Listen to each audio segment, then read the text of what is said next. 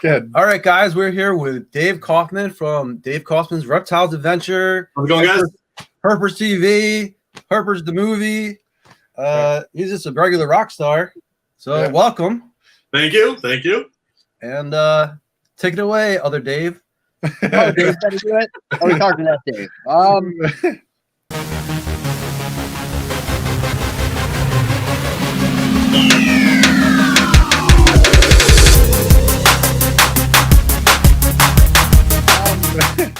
You're other Dave. He's Dave. You're other Dave. Yeah, I mean, let's just get right into it. I want to hear more about the Australia trip. Can we get a little, what happened there? So we went, I mean, this was like, I don't even know where to begin because we went like 2 weeks after I got back from Thailand. So I was still suffering from jet lag from Thailand, got on yet another plane, flew back across the ocean. And by the time that we hit Darwin, I was just beyond exhausted. And we were, but you know, you got that adrenaline going that you're in a new place and you're looking for new herps. And, you know, that was the only thing keeping me going. But, you know, Brian and I, that first night out there, we crashed hard. And our friends that we were with, they stopped and went to this cave to look for olive pythons. They could not wake us up. Brian and I were completely crashed out in the back of this van. They walked, and it took them hours. They walked all the way to this cave, found an olive python, took photos of it, came back, drove to a place, I don't know, 2 hours down the road. We parked for the night, and Brian and I woke up the next morning. We didn't believe that they actually stopped and went herping and that we had crashed that hard. So the trip kind of got started off, you know, with us just being just dead exhausted. But anyway, it was really weird because when I plan these trips, I sit there and I say, okay, I have my calendar of my uploads and what I want, you know, to make and what videos I want to produce, what videos I think that, you know, the rattlers out there want to see. And I was just going to do like a series of in the wild videos of blackhead pythons in the wild and carpet pythons in the wild and, you know, fill in the blank in the wild. And that's all that I was going to shoot. I wasn't going to do like any of these herping videos or anything like that. And we got to Darwin, the weather was beautiful, and as we started heading south to Alice Springs, like hour by hour by hour, the temperature plummeted, it started raining, and it just kind of stayed crappy. And so in the, you know, we didn't find the blackhead pythons, which are common in that area. We didn't, you know, we found a frilled dragon the very last day as we're on the way to the airport. So we found it, and there wasn't enough time for me to do a video on that. So essentially, as I'm out there, I'm having to like reinvent what videos I'm going to shoot out there, and I just kind of winged it. So the videos that are up there, they weren't planned. They just were like, all right, I'm going to film what we film, and I'm going to film what we see. I wanted to do knobtailed geckos in the wild. We only found one, and it just wasn't enough for me to make a whole concise video about it. And then when we did the Ackies in the wild video, you know, I even show in that video that, you know, the temperature plummeted. And so I'm not going to go out there and take, you know, readings and say, hey, this is what the Ackies are out in, because no, they're not. So the temperature readings that I was doing was on the one nice day that we had over the entire trip. And so, yeah, I mean, but other than that, I mean, it was amazing. You know, we went to a spot to try to find the Owen Pelly python, which is like the holy grail of pythons for Australia. Absolutely. Never thought in a million years we'd ever see it, because how many times have I been in something's range where I'm like, we've got a range this big and we can only get to this side of its range because the rest of it is too wild. We're not going to see this thing. And tonight, Brian and I are sleeping in the back of the van, and we are woken up to the entire van just going from, you know, 80 kilometers an hour to dead stop. All the food in the cupboards rush on us. You know, we're hitting the head with all this flying food. And we look out the windshield, and half of this python is like sticking out from the grass, and it's still covering half the road. It was just like the most amazing herpetological discovery of my life. And it was just completely awesome. And so, you know, Brian and I like snapped awake, grabbed our cameras, jumped out of the van at this thing. And, you know, we film it. We are just, our heads are spinning just from the excitement of finding the snake, you know, from being just groggy and not catching up on sleep. And so finally, after we're done with it, we watch it crawl across the road back into, wherever it was heading. The next morning we wake up and Brian and I kind of looked at each other. We're like, now, did that really happen? Or did we dream that? Or did that really happen? We go back to our cameras and we watch the footage. And yeah, that was just absolutely amazing to not only find an Owen Pelly, but to find like a 9-footer. Yeah, Brian definitely, we interviewed him the other day and he was like, nobody's ever going to believe us that this wasn't planted. Right, exactly. So yeah, but it happened. It happened. But That's yeah, awesome. so, I would like to one of these days go herping. Like, Dave, we've been talking about me coming down there and not film, but just herp like I used to herp, just for the fun of it. These trips are awesome, and I don't want to discount that at all, but they're work for me. And, it's a lot of stress, and it's a lot of planning, and it's a lot of prep. And, a lot of other YouTubers, they have a crew. I'm a one-man band. I schedule everything. I figure out what I'm going to shoot. I have to make sure that, all my SD cards, all my equipment, all my batteries, everything is ready. Everything is set to go, because when you film what we film, you have no idea what you're going to find 1 second to the next. And if your camera malfunctions, you miss everything. And that happened a couple of times in Thailand. And it's just, it just devastates you because, like for instance, in Thailand, during the retic video, this retic was just kind of swimming underwater. And so I quick grab my GoPro, stick it in the water, and I'm filming, and all I hear a beep, beep, beep, beep, beep, beep, beep, beep, beep. The GoPro broke. The water got in the GoPro. I missed that entire beautiful gimme shot of a retic just swimming underwater. And I was in front of him with the GoPro. It was perfect.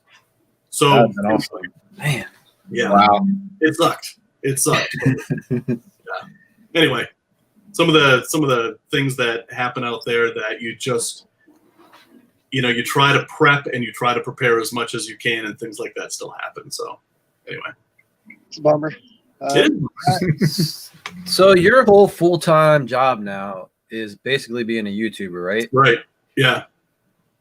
For the people out there that kind of have dreams about that, like when we watch the videos that you're doing, traveling around the world, not only going to shows and collections, but you're also going to all these amazing like wilderness areas, basically almost an adventure series showing off animals. Like what went through, like when you were starting to think about wanting to do that, what snapped in your head that said, because that's super risky, like to say for the rest of my life, I'm going to try to do this crazy thing that sounds like almost undoable. Bring me through that process when you're like, yeah, I'm quitting my job and I'm going to travel around the world and I'm take videos, I'm going to upload them to YouTube. Right. Well, it wasn't like I was going to quit my job and do this. This was an evolution of the job that I was already doing. Okay. And if somebody 10 years ago would have said, hey, Dave, chill out, man. This is what you're going to be doing in 10 years. You don't need to like stress out and whatever, like I, do or was. I would have never believed them, ever. And so when I set out to be an independent filmmaker, and that was like my goal to do since I was 9 years old. I wanted to be a filmmaker. And when you grow up, well, let's just face it, when you grow up without really any money in, the suburbs of Minneapolis like I did, going into an industry where you need millions of dollars to get into the door is extremely difficult. And so what I did was I said, if I'm going to do this, then I'm going to sacrifice everything. I'm going to sacrifice everything in my life to make this thing happen. And I said that, as soon as I make my first movie and can prove to the world what I can do, everything's going to be gravy from there.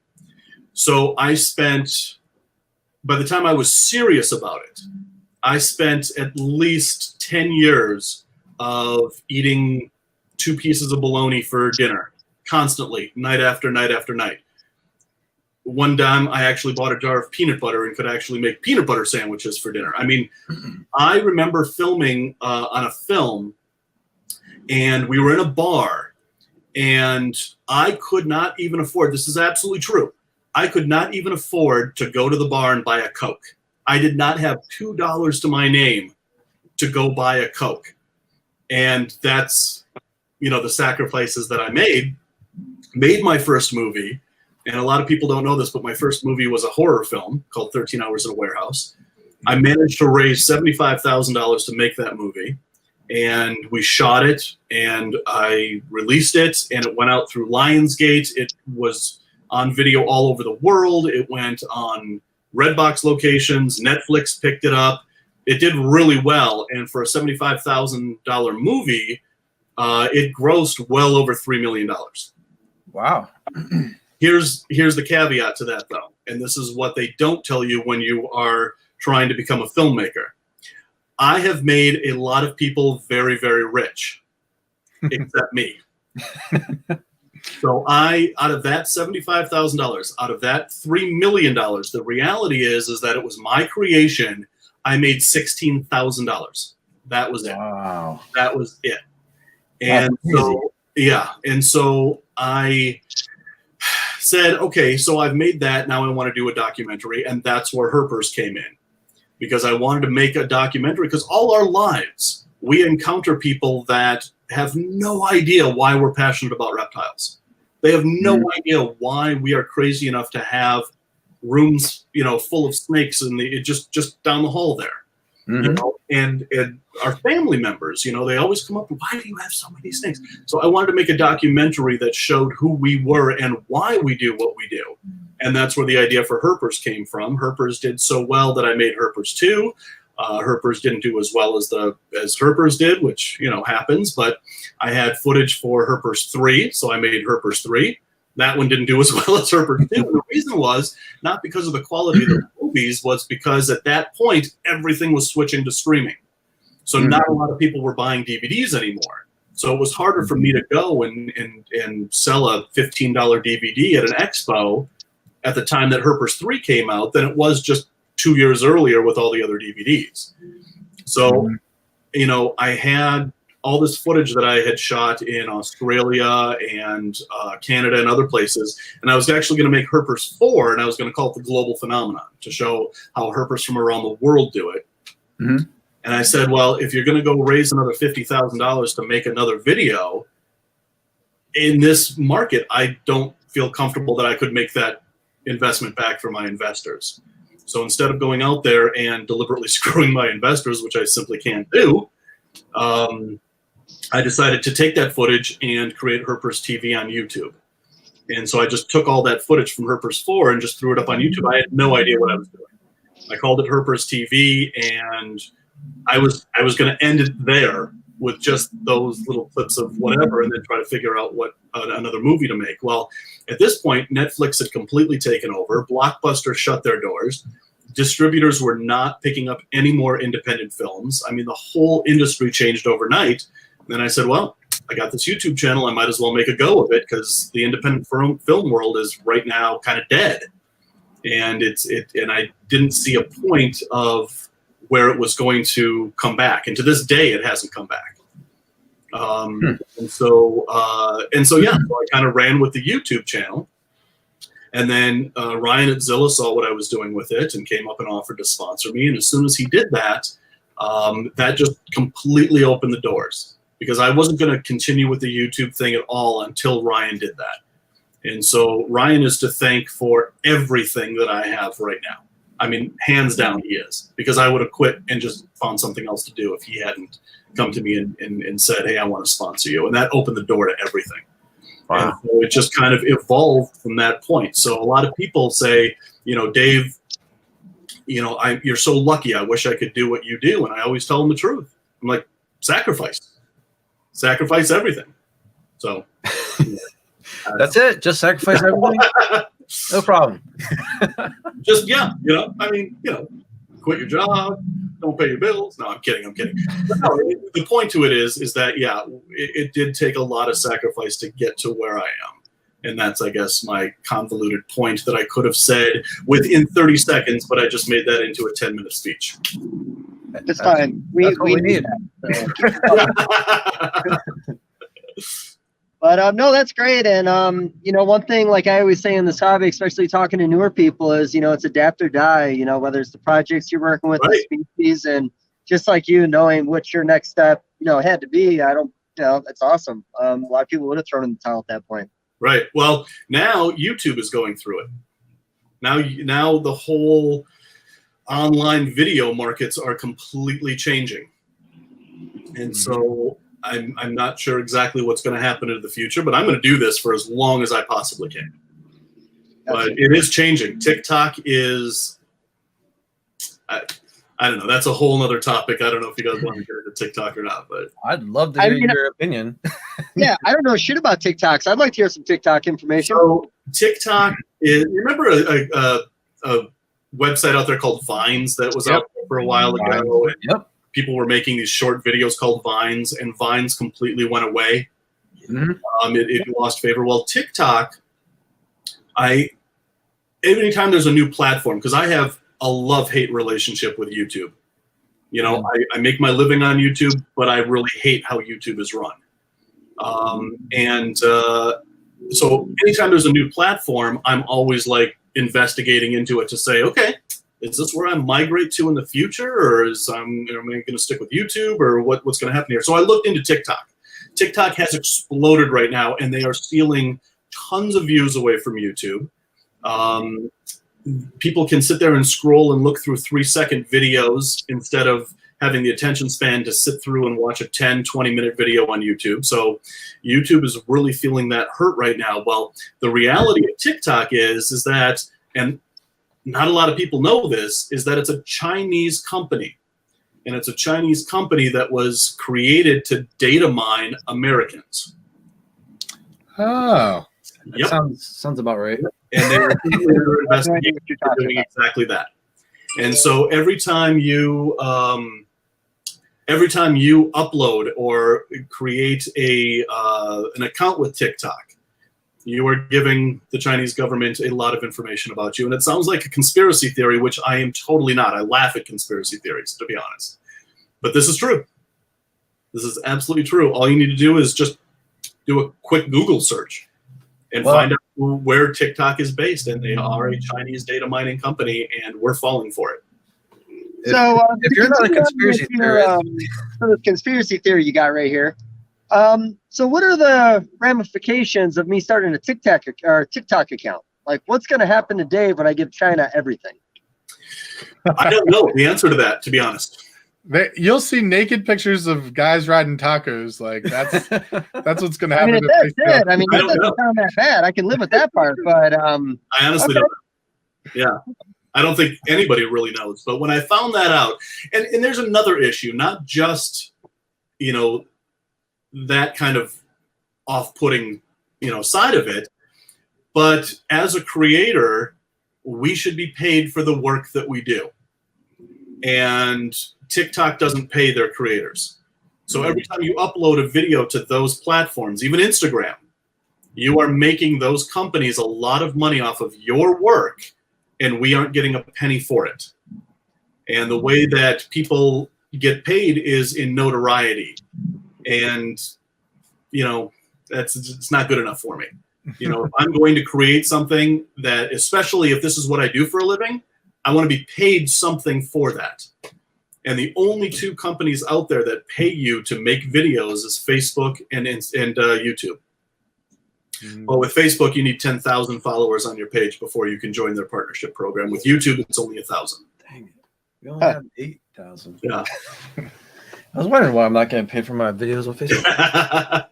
Yeah. So, but it's funny, the two companies that you are getting paid for your content are the two that are falling out of favor the fastest for these other. Yeah, that's true. That's true. Wonder what that leaves for the future. Well, they're where are we? 20. So I think in 17 or 16, Amazon filed a trademark for OpenTube. And the description of that trademark was exactly what YouTube is doing. But that was 4 years ago, and nothing has been said since. But to be honest, I think that, in talking with other YouTubers and feeling my own frustration with YouTube, that as soon as there is a legitimate competitor to YouTube, there's going to be a massive migration from YouTube to that new platform. But by doing so, I mean, you're kind of giving you lose all your followers you already have established on YouTube. Is it just kind of hoping for the best they make their way to this new social online networking? Well, that's the trick of it. That's the trick, right? I don't think YouTube is ever going to go away, and I don't want YouTube to go away. But the way that they deal with their algorithm, the way that it's very hard for creators to predict what video is going to get the highest amount of views, and there's all this stuff that goes into it that people don't understand. The name of the video, the description of the video. They've made it so that tagging is completely obsolete. They've made it so that having subscribers is almost completely obsolete. So the algorithm now rewards you for having non-subscribers watch your videos more than your subscribers. Really? Yeah. It doesn't make any sense. So if you're saying the key to the whole YouTube thing is having like the right title on your video to get more followers. So yeah, but there's a lot of things that the algorithm picks up. So when you I don't know how you guys do live videos, but when I edit my videos, I use Premiere Pro. Yep. And so when you export that footage to into an MP4 or an MOV or whatever you use to upload to YouTube, the file name that you name that file should match what you name the video on YouTube. Oh. Yep. Otherwise, I don't do that. The algorithm sucks. Yeah. The algorithm will try to take data from every little point that you give it. Why would it? That doesn't make sense of why the metadata on the file. I'm sure it's but it doesn't make sense why they would do it that way. That's exactly what I'm saying. That's exactly what I'm saying. That's the frustration. Right, like this morning's video. I loved this video that I just put up this morning. It's with Kenan Harkin from Camp Kenan and Brian Cusco, and we're out in Australia. We're joking around. It's a funny video, I thought, and once I upload a video, I very rarely ever watch it because I've just spent a week editing this thing, and I'm so sick and tired of seeing it. This is the type of video that I would go back and watch. Yeah. Well, I thought that this thing was going to be huge. I thought that right off the bat it was going to be huge. This thing is not doing well at all. At all. Usually by this time of day, so it's now when we're recording this, it's 4:30 my time. I uploaded 11 o'clock my time, which is 9 o'clock Pacific. It should have several thousand views, and it doesn't. And so then you're left sitting here looking at it going, okay, so what did I do wrong? Could I have named it something different? Could I have done a different thumbnail? Could I have done this different? Could I have done, and it kind of puts you into this mode where you backtrack. And you're like, okay, this video didn't do well, but I thought that it would. So what am I missing? So it's a constant like back and forth, every time that you create something, because there's so much that you have to think about that goes into the creation of a video. And the fact that YouTube is rewarding more how well you can sort of discern their algorithm and play to it rather than how good the content actually is right. It's really just a sad way to actually run a platform. Well, and now it seems like they are rewarding clickbait. So the more clickbait that you do, the more viewers you get, the more that the algorithm says this is a good video, and then starts suggesting that video. It's just garbage for like 30 seconds. You turn it off. Right. So your audience attention level is nothing. But you're getting those views, and because you're getting those views, and if you're getting those views from non-subscribers, the algorithm goes crazy and elevates your video. Yes, so, that sucks. Yeah, but I've sat here for what now? A couple minutes bashing YouTube, but well, YouTube's great. I'm venting my frustrations with it and letting people kind of know, what it takes to be a YouTuber, because there are a lot of people out there that would love to do a YouTube channel for a living, but they don't really see the behind the scenes of what really goes into making a video until they get deep into it. And then they've wasted a year of their life when they're like, I didn't know what I was doing, and I don't know. I wasted 30 of mine. That's oh man, we had a conversation about that today. I don't want to get into it, but it's depressing. It is depressing. So why don't we start talking about some more animals too? Let's do it. Some animals. So have you ever herped New Jersey? No. You know, why are you laughing? Here's the funny thing. So I have been to all 48 states, and I will make it to Hawaii and Alaska one of these days. And Jersey, I drove like from one little corner of it, took the highway back over to Philadelphia just to say I've been in New Jersey. That's all the time I've ever spent in New Jersey. So I've definitely got to go back. And the Pine Barrens are one of like those places in the world that I really want to go herp. Yeah, I know that we've talked about that before, and we do. We pretty much live in the Pine Barrens. I mean, it's not far up the street from where we're at right now. What are we doing this remotely for? We should have been doing this. I'm talking about. We can go hit up some temper rattlers, man. That's right. Let's do it.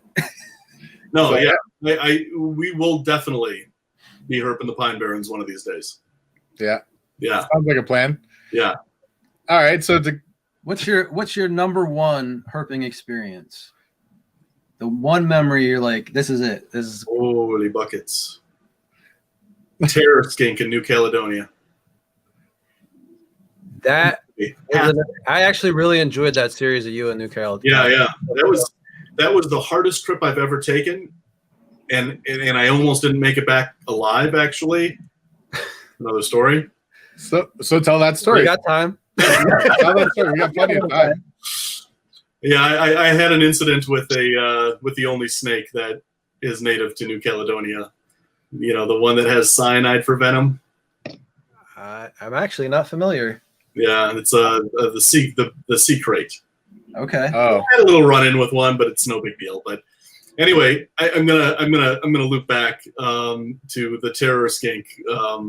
So obviously, when you have an animal that is as rare as the terror skink, there's not going to be a lot of shared data on what island it's found on, where it's, how to find it. So we basically were reading and studying everything that we could on where to find this. Before we went out there, I'm going to have to go back and see it, but off the top of my head, I think that there was like 5 or 6 living specimens ever found. By Western Science. And I think ours was 7. I may be wrong on that. It's been 2 years. But anyway, we kind of pinpointed it that we thought it was on this very specific island. And so we put that island on our list of places to go to. And I think it was the second day that we were on the island, we actually did find it.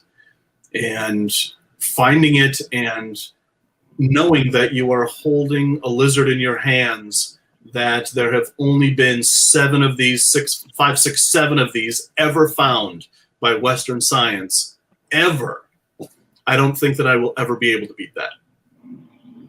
Wow. That's pretty impressive. It beats my Tell us what it looked like.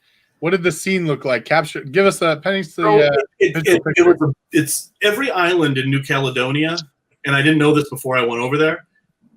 The trees are different. I mean, you can see every island from each other. You know, you can see the islands off in the horizon and whatever, but the vegetation, the trees, they're all different on all of these islands, which doesn't make a lot of sense. Mm-hmm. So on Morro, we were seeing tree and plant species that we weren't seeing on Bayonnaise.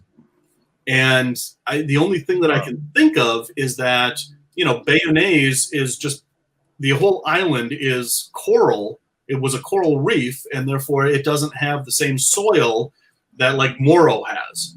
So if that's accurate, then of course, yes, different plants are going to be able to grow on the rocky coral islands that aren't going to be able to grow on the more, soiled islands. Good, Dave. Good. On the islands that have, a different kind of soil. So that kind of makes sense. But it was one of those things that I didn't even realize that was something that we were going to encounter. So where we found the terror skink on that island, there was a lot more taller trees than on some of the other islands. And I don't think that has anything to do with anything. But there was it was a strange mix of these little atolls, and on the other side of the island you had more, soil for different plant species to grow in. So I don't know if it's those that diversity in habitats on this single island, and that's why this particular skink happens to be there. There's no work done to figure out and to answer all these questions. So we're just basically left with speculation. I mean, that entire trip, we left with more questions than were answered, for sure. On one of the islands, I think Mora, we actually saw, 2 lychee eggs on the ground, and a male lychee who was, I don't know, like on this vine right next to the eggs, that was completely unfazed by us being there, and it actually showed defensive behavior instead of fleeing from us like all the other lychees did. Wow. So was that male guarding that nest? We have no idea. We have no idea. But in the time that we were there, what we witnessed while we were there, it certainly begged that question. Now, somebody's going to have to go there and spend, a lot of time and a lot of research to find out if that is, in fact, what was happening. But, all that we did, there's a difference between hypothesis and theory. Mm-hmm. Hypothesis is, I think this is happening. Theory is, I've proven this to be happening. So the hypothesis is the question. And we came back with more questions than I think that I can even count. And there are a lot of PhD studies just waiting to happen on those islands. So, yeah. Time for New Caledonia Part 2. I don't think I'll ever go back to New Caledonia. Just because you almost died, or? No, there was an issue that we had with the French government. They weren't happy that we bypassed them to go to the natives and ask their permission to be on the islands. The Kanak people are the ones that have control over the islands that we went to, but the French government thinks that they do. So when we got back to Noumea, they found out that we got permission from the Kanak tribe to go to the islands. As a matter of fact, the chief of the Kanak was the one who took us out to the islands himself. When we got back to Noumea, which is on the mainland, they treated us like criminals. Wow. As soon as we got off the airplane, they took us in a little room, went through all of our luggage. They wouldn't let us, talk on our behalf. They were extremely militant about it, and I couldn't figure out what was going on. Only later did, we kind of put the pieces together, and we kind of talked to, the chief after that and said, this happened to us. And he was like, yeah, that's how the French government, you didn't go through them, and they were punishing you essentially. So as long as as long as the French have control of those islands, I don't think I'll go back because of the way that we were treated. Secondly, the only reason why I would go back is for gargoyle geckos, which we did happen to look for. But I would say conservatively about 80% of their habitat has been destroyed by nickel mining. Wow. So for me to go back to those islands, and it was ridiculously expensive. It was $150 just to pitch a tent at a campsite. Wow. So the only reason I'd go back is for gargoyle geckos, and with their habitat that destroyed, I'm not going to spend the money to go back there. I don't blame you. So when you're picking your trips, is it selfish? Do you think it's something that would really make you happy and you go, or do you have voices of reason telling you where they think you should go next? No, I will sit there and think. First of all, I'll think what does my audience want to see? I almost learned the hard way that going to, the places that I want to go to, like the Amazon, and finding all those really weird frogs that, that are found in the Amazon, or weird salamanders that are found in the Amazon. I geek out about that stuff. The viewers, they find it interesting, I'm sure. But if I go do a video in Madagascar on panther chameleons in the wild, or I go to the Amazon to say, hey, look at this cool salamander, what is my audience going to want to see? More. And so I kind of, when I think about, you know, the videos that I'm going to shoot, I think about what does my audience want to see first, and then I'll see how easy it is to get to that country, how expensive it is to get to that country, what else is found in that country. And so there's a whole kind of process that I build off of. And so, yeah, I'm always thinking of my audience before I think about what I want to do. So. No, I think when we talked last time, you had mentioned that your next trip was going to be for Burmese pythons. That's going to be postponed for a little while. No, we tried that twice in Thailand, and we never found the bloods. We never found the berms. And then when I did more research, there's berms crawling all over Hong Kong Island. So what I wanted to do, and there's a lot of other cool stuff there. There's trinket snakes, there's bamboo rat snakes, I mean, everybody thinks of Hong Kong as this huge metropolis, which it is, but the rest of the island is pretty much national parks. And from what I've seen and from what I've researched, it's a beautiful place. Obviously, I'm not going to get there anytime soon, but I will reserve that for later, and I'll go do my berms in the wild video on Hong Kong. So how do you deal with the current situation, being that most of your work is traveling? Like, it sucks. I've had to cancel a lot of trips. We were going to do ball pythons in the wild this spring. That'd be cool. Yeah, that was on the rocks before coronavirus, so that it got postponed. Not a heartbreaker. It's been postponed for 2 years now. The reason is because, to get into Togo, Benin, Ghana, it's not like going to Australia where you buy a $20 visa at the airport and you get into the country. You need inoculations, you need, proper paperwork and whatever. And because Benin and Togo, they don't have any really functioning embassies anywhere. So you have to drive to the border and get your visa at the border. And that could take a day. I mean, we could be stuck at the border for a day waiting for the visa to come through. Man, or if we pay the rate, that visa will come through in 5 minutes. So it's a whole different world. It's a whole different way of doing things over there. And it's very difficult to plan on when to go. But I want to go when the ball pythons are hatching. So when the people go out there and find the ball pythons, the gravid females, bring them back, they lay their eggs, they go release the females, they incubate the eggs. When those eggs are hatching at these farms around this time of year, that's when I want to go. So could we go in the fall? Of course, but I'd miss that whole kind of hatch that I really want to film. Yeah.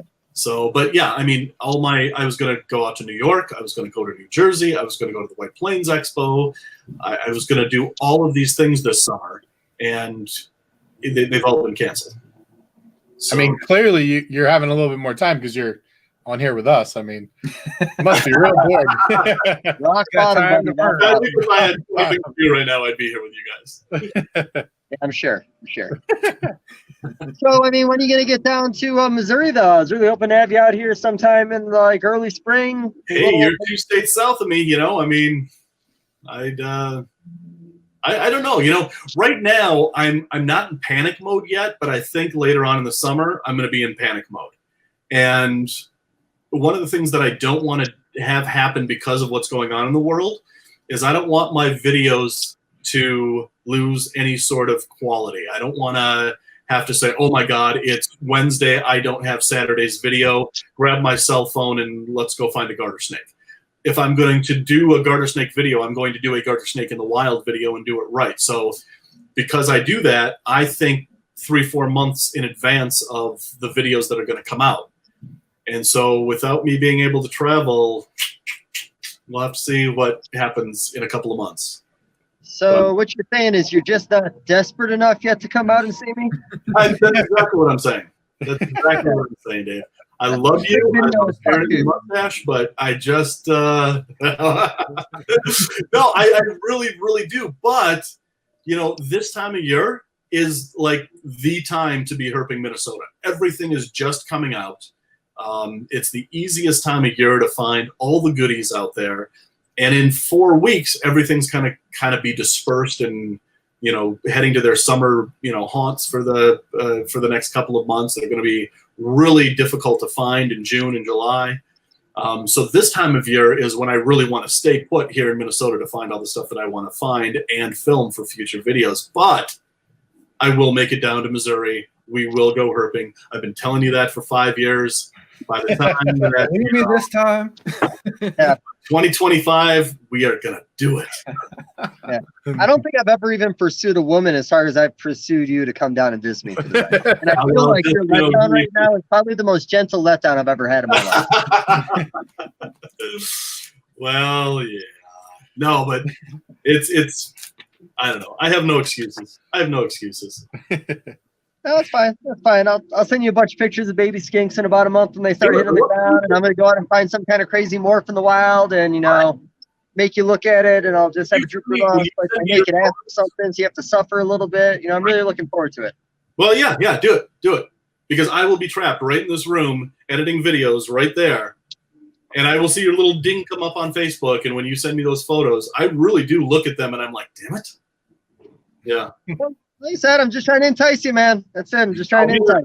I will be there, but just not now. We're just not there yet. I get it. Not now, right.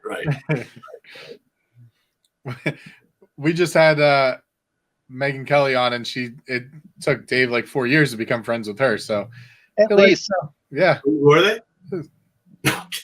It's terrible. Yeah. Terrible. Yeah. She just rubbed it in my face. How I don't even know. I don't even remember how she was making fun of me, but I know it hurt. I know it hurt really bad. Here's my take on people that make fun of you. And this isn't mine. I think Mel Brooks actually said this. Don't quote me on that, but somebody like him said this.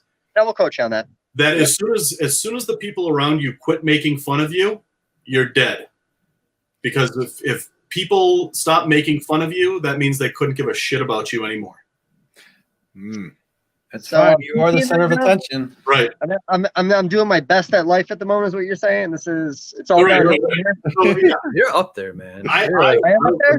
Oh, no shit. Fun of me, but not like a hurtful kind of calling me Davis sort of way. But that's funny. That's pretty hurtful. Yeah. Oh man, it's better than Jean Short Jesus. Yeah, I've heard that one. I don't know where. So I love Ryan like a brother. Absolutely love the man, and I think that I wore jean shorts one time. One time. There we go. Dun, dun, dun, dun. There we go. There we go. Right. Yeah. Now he's gonna go herping with it. That is completely stuck with Ryan. Yeah. I don't see the problem here. I don't know why you guys are making fun of jean shorts. I'm saying it. Nobody's making fun of anything. We accept all kinds here. Let me tell you something, guys. I rock those jean shorts.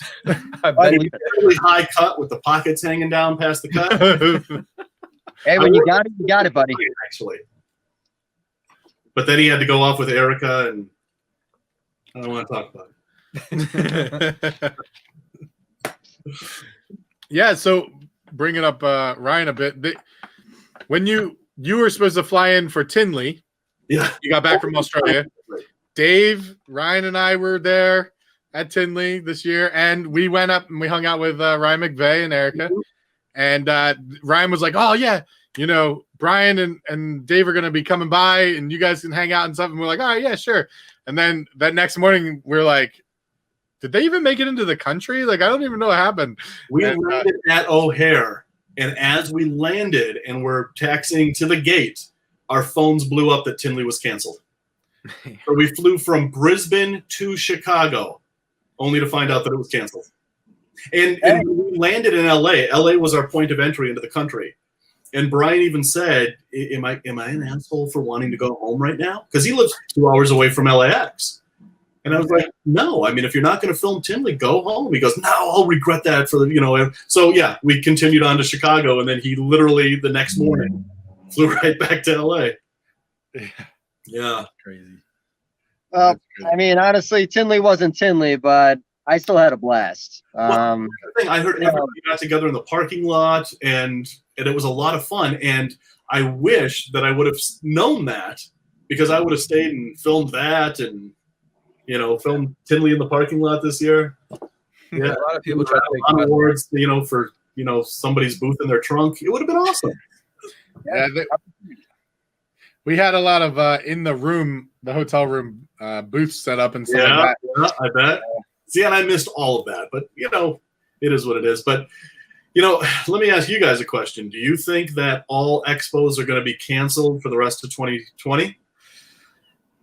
It's a coin flip. I don't think so. I'm optimistic. I don't want it to happen, but I don't want it to happen either, but I think it's gonna. I think it's a definite possibility. Yeah, I don't think there's going to be any big events in general in 2020. I think it's going to be 1,000 people or less or 500 people or less for the rest of the year. Nothing's going to happen. No concerts, no sporting events. This is going to be the year of nothing. Right. Yeah. Right. Yeah, they're not even producing movies right now. They put all that on hold. Right. Right. Yeah, I think White Plains canceled for the rest of the year. They announced that, I believe. Yeah. Wow.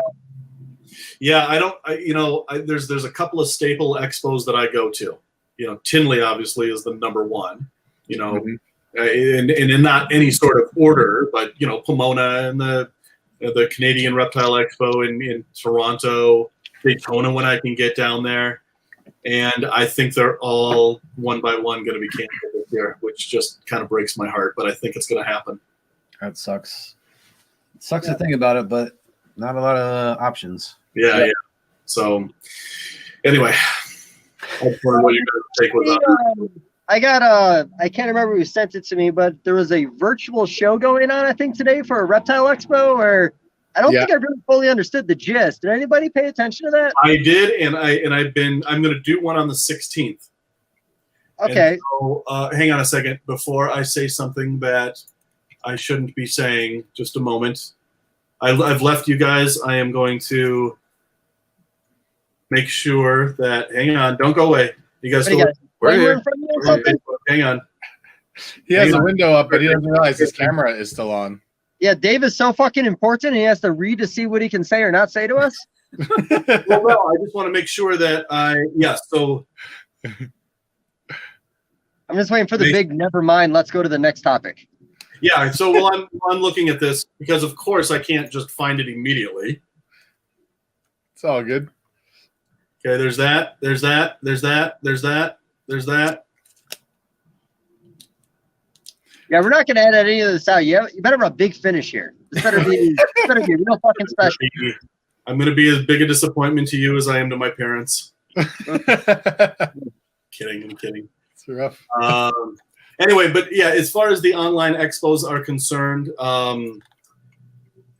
it's a very interesting thing. Hang on. What thing did I have my camera on?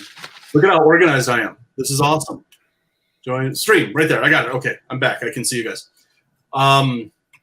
It's a really interesting concept, and I've been talking with Tom Kelly, who does Reptile Stream, and you know I knew nothing about it, so I started talking to him about it, and he's based out of the Pittsburgh area. And apparently, from what I understand, and I'm going to be doing his expo, reptilestream.com. I'm going to be doing his on the 16th.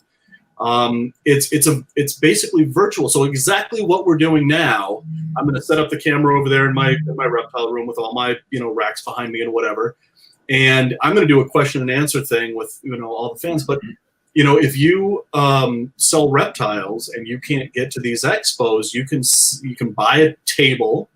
And then people go to reptilestream.com and they see all the vendors. They click on that, and you're one-on-one with the vendor in their own house. And then that vendor can say, okay, I've got this ball python for sale. I've got this boa for sale. I've got this thing. This is how to pay me. This is how I'll ship it to you. It sounds like a really cool idea. A really cool idea. And as I was talking to Tom about it, I was, saying that there are a lot of people that I talk to who go to the expos, and some of the vendors, will actually have photos of their setup to show how they're caring for these animals, what their, facility looks like, so that people can have a, more confidence in buying their reptile from that person. And this is a perfect opportunity for all of those people out there that are, in the market for a reptile to see the facilities of the people that they're buying from.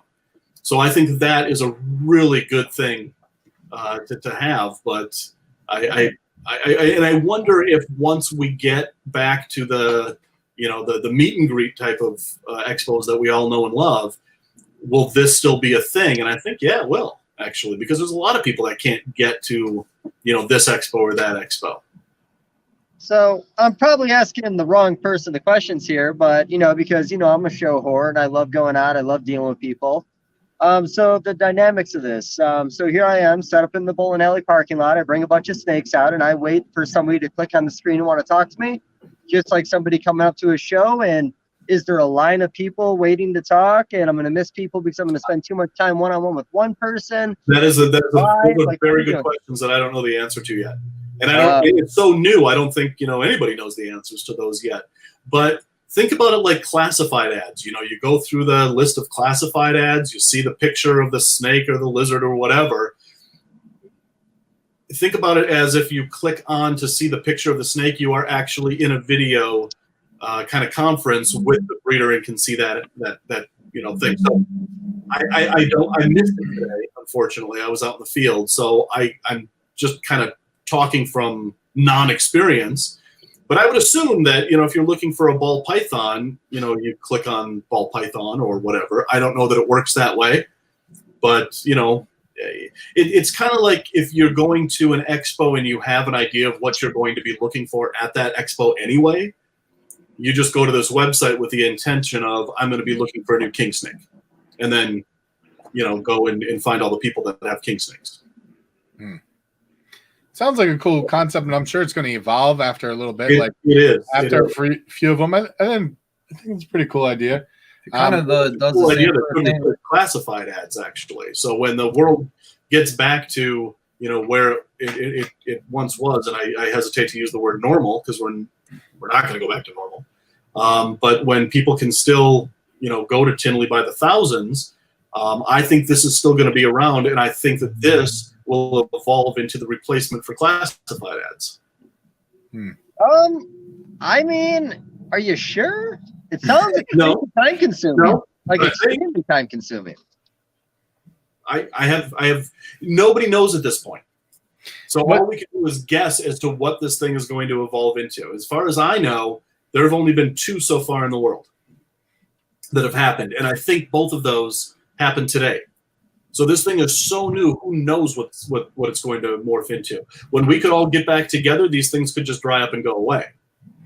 Dave really wants to know, like, does he really have to get good Wi-Fi at his house or not? Like, Yeah, no, I'm never going to be able to go to an expo because my Wi-Fi is so bad. I will never close the sale with my Wi-Fi. There's one of the variables that is the unknown. How many people that live in rural areas that don't have bandwidth enough to go to these things are actually going to, right. Too many variables, not enough answers. I mean, I'll be honest. I'm really just here for the background. Maybe I could make this work. Awesome. But I've never tried again, so I don't know. That is awesome. Is that an actual bowling alley, or did you just find that in a No, it's bowling alley. Hey, I'm going to put up this really cool 70s thing. Yeah, no, we've talked about this bowling alley. It's for sale right now. It's been closed for over a year. It's just sitting here, and I'm using it right now, so it's nice. You're using it as your facility? Yeah, well, I'm facilitating this video from it, if that's what you're asking me. But if you had like a bowling alley, can you imagine like the facility that you would have in that bowling alley? Oh, we've talked about this with Babu on the first podcast. Liquor license involved in it. The whole new experience of going to buy a reptile and bowling at the same time. That would be awesome. That's the way to get me to come to Missouri, right there. Hey, if you say bowling, I'll take you bowling, buddy. I love bowling. I'm a man who enjoys bowling. You're from Minnesota. I'm a man who enjoys bowling and beer and pizza. All right. It is on. Pizza's good beer, but we'll try anyways. Bowling, beer, pizza, and herping. That's a great idea. But no, I mean, like I said, I'm all about new concepts, and again, back to saying adapt or die again. I think Facebook was out or was banning all sales of reptiles. Then like a whole All new animals. Yeah. Facebook started up, and everyone Right. started flocking over there. And then I haven't heard MeWe. about it in months. Is that what you're talking about? That MeWe site? Yeah. Yeah. That we all signed up for and never returned, have we? I haven't. Nope, No. I haven't. Yeah. Same. I think I posted one picture. Yeah, I think I did too. Yeah. But I will say this, and we talked about Bob about the lack of shows right now, and the scare of what this could do to the hobby. But I've talked to a lot of breeders, and I've been pleasantly surprised on how sales are going with people. Like, people are telling me this is the best they've ever done in sales in their entire life. The best they've ever done. So we all know Mark Bailey. Yep. So I met him in a field a couple hours north of here. We always meet at this field and go just drug deal. Yeah, well, quiet. Oh, not funny. You edit that out. Say that, man. No, we went herping. We always kind of meet and we wind up wandering around this prairie just talking about everything. And if we happen to see a snake, hey, great, we see a snake. That's how Mark Bailey and I herp. Yeah. But we were talking about that very thing. He couldn't meet me there yesterday because he had so many orders that he was having trouble keeping up with them. Wow. And that has never happened before. I mean, usually I'm like, hey, I'm going to the field. He'll be like, I'm on my way. Yeah. Wow. See, everybody just has pockets full of money that they're waiting to spend at shows. And shows. Yeah. Well, I talked to Oz too about this the other day because we picked up a couple animals from him, and he made a good point too. What are we spending our money on right now? We're not going out to dinner. We're not going and doing shows. We're not traveling. I mean, the money's just adding up, and in this hobby, that burns a hole in your pocket. Why not go buy a snake? Absolutely. I just bought a bunch of gargoyle geckos. Nice. Awesome. We all have the future, man. We're out there just buying right now. And I don't know if it's from the lack of expos. I mean, sure that has a lot to do with it. And, like I said, that's why I'm kind of intrigued by this virtual expo. And I'm going to do some more reading on it this week. How much would it cost me just to show up and drink? Like, do I have to buy a table to have a beer and just talk to people? The virtual thing? Yeah. Well, you have to bring your own beer. Well, I mean, I can handle that. Yeah. No, then it costs you the cost of the beer. But I don't have to buy a table to have people come and talk to me? Yeah, I think it's $5. Well, it's $5 for people to get into the website. I'm not sure how much it is for a table. Interesting. Yeah. So can we can we do a podcast at the virtual reality show next week and just literally go table to table and talk to vendors? Huh. That is a Dave, that's our fucking idea, by the way. Patent pending. I had that idea, before I started this. Yeah, you didn't say it, but you got it in writing because I got it in writing now. Yeah, see right there. That's the idea that I wrote down right there. Hey guys, so we got to plan something for the 15th, not the 16th. Put it out there. Got it. right. There we go. No, actually, I don't know the answer to that, and I don't know how well that would work. And the reason I don't know is because I have never been in one before. So I will have more info on that after the 16th, and I'll let you know. Yeah, you were pretty hard and heavy about it, and now you're really downplaying it, man.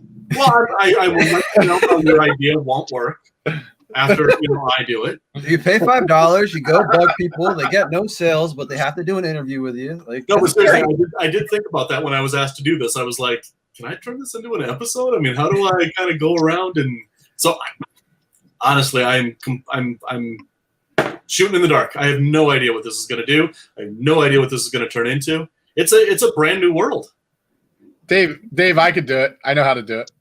Yeah? Yeah, I know. You don't even know how to name the videos properly, man. You're naming them two different things, and we're not getting hit. That's true. That's true. You are mismanaging this channel. No, believe me, I have not mastered how to name my videos. But I do know how that we could interview people like that. All right. So, but anyway, we'll talk about that later. We'll talk about it offline. Oh, what's the so what should we name this video for the most hits? Is Kim Jong-un dead? Coronavirus? What needs to be the title on this video so more than 200 people watch it? I was cured. I cured my coronavirus by drinking bleach. Okay. There you go. That'll get some hits. With Dave. Yeah. Okay, I like that. Yeah. Dave Kaufman drinks bleach to cure his coronavirus. There you go. That's it. I'd watch that video on it. Do you want to go ahead and pause the video, go rinse out a bleach jug, come back over here and start sipping from the jug for the rest of the episode? We need a thumbnail, man. We need a thumbnail. I mean, I can edit a bottle of bleach in your hand, but, you know. Feel it. Okay, well, we better get these guys asking some questions. I'm not really sure where I'm taking this right now. Things are getting a little weird. I don't know. That's great. Well, that's why you guys invite me out here. So, Yeah. you know, I've done my part. I'm Wild just gonna card. stand out. That's right. All right. Well, I have a question. What's your favorite story of finding the most dangerous animal you've ever found? Like lifting up that rock and seeing something, and you're like, whoa, whoa, whoa. Chupacabra. God. Okay. So hang on a second. Did you ever find a chupacabra? I am the chupacabra.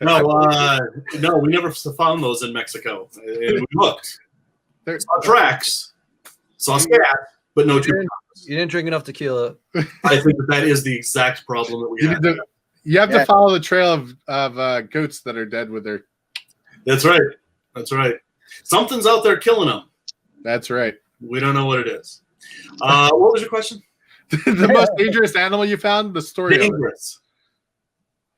Aside from the water. So I am in Kansas, and I'm with a great group of guys, and we see these stacked pallets, and they're crushed and whatever. They're sitting on top of each other. They're not like just stacked pallets where nothing can get out, underneath them.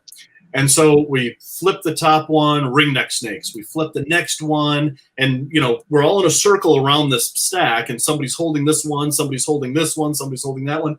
Milk snake, black rat snake. It's just the most awesome pile of stuff that you've ever seen. And we get to the bottom one, and we can see that it's sitting in the grass, and we're like, this is it. Every snake that's in this pile is going to be under this one. Here we go. We all have our hands full of these like broken down pallets. Nobody can move anywhere. And I don't remember if it was me or somebody else got the honor of flipping the last one to see all those cool snakes, all the king snakes and all the rat snakes and everything that was going to be under this thing. And so he flips it, and we scare the shit out of a skunk. All of this, who stayed put while we were like tearing apart his house. Wow. All of us, there were like 6 of us. We all like literally skyrocketed away. The poor damn skunk, all the shit fell back on top of him. And then I sat there and I was like, none of us were sprayed. We scared the shit out of him. He didn't have time to react to spray us. But then I was really worried about the skunk, and I wanted to go back and flip the stuff off of the skunk to make sure the skunk was okay, but didn't really want to, stink for the rest of the trip. That was the most dangerous thing. I know that wasn't what you were asking, but that was the most dangerous thing. But the most dangerous thing you're always going to find by flipping stuff are the hornets that are under there that you disturb. That's what I thought you were going to say, like a beehive. That happened to me, and I don't know what species it was, but in Wisconsin I flipped one and stirred up the hornet's nest, and they nailed me. Like one after, and I'm running, and they're on me, and they're stinging me. By the time I got to the car, I woke up on the ground. Wow. And I don't know, and I'm not allergic to them, but I probably was stung at least 10 or 12 times.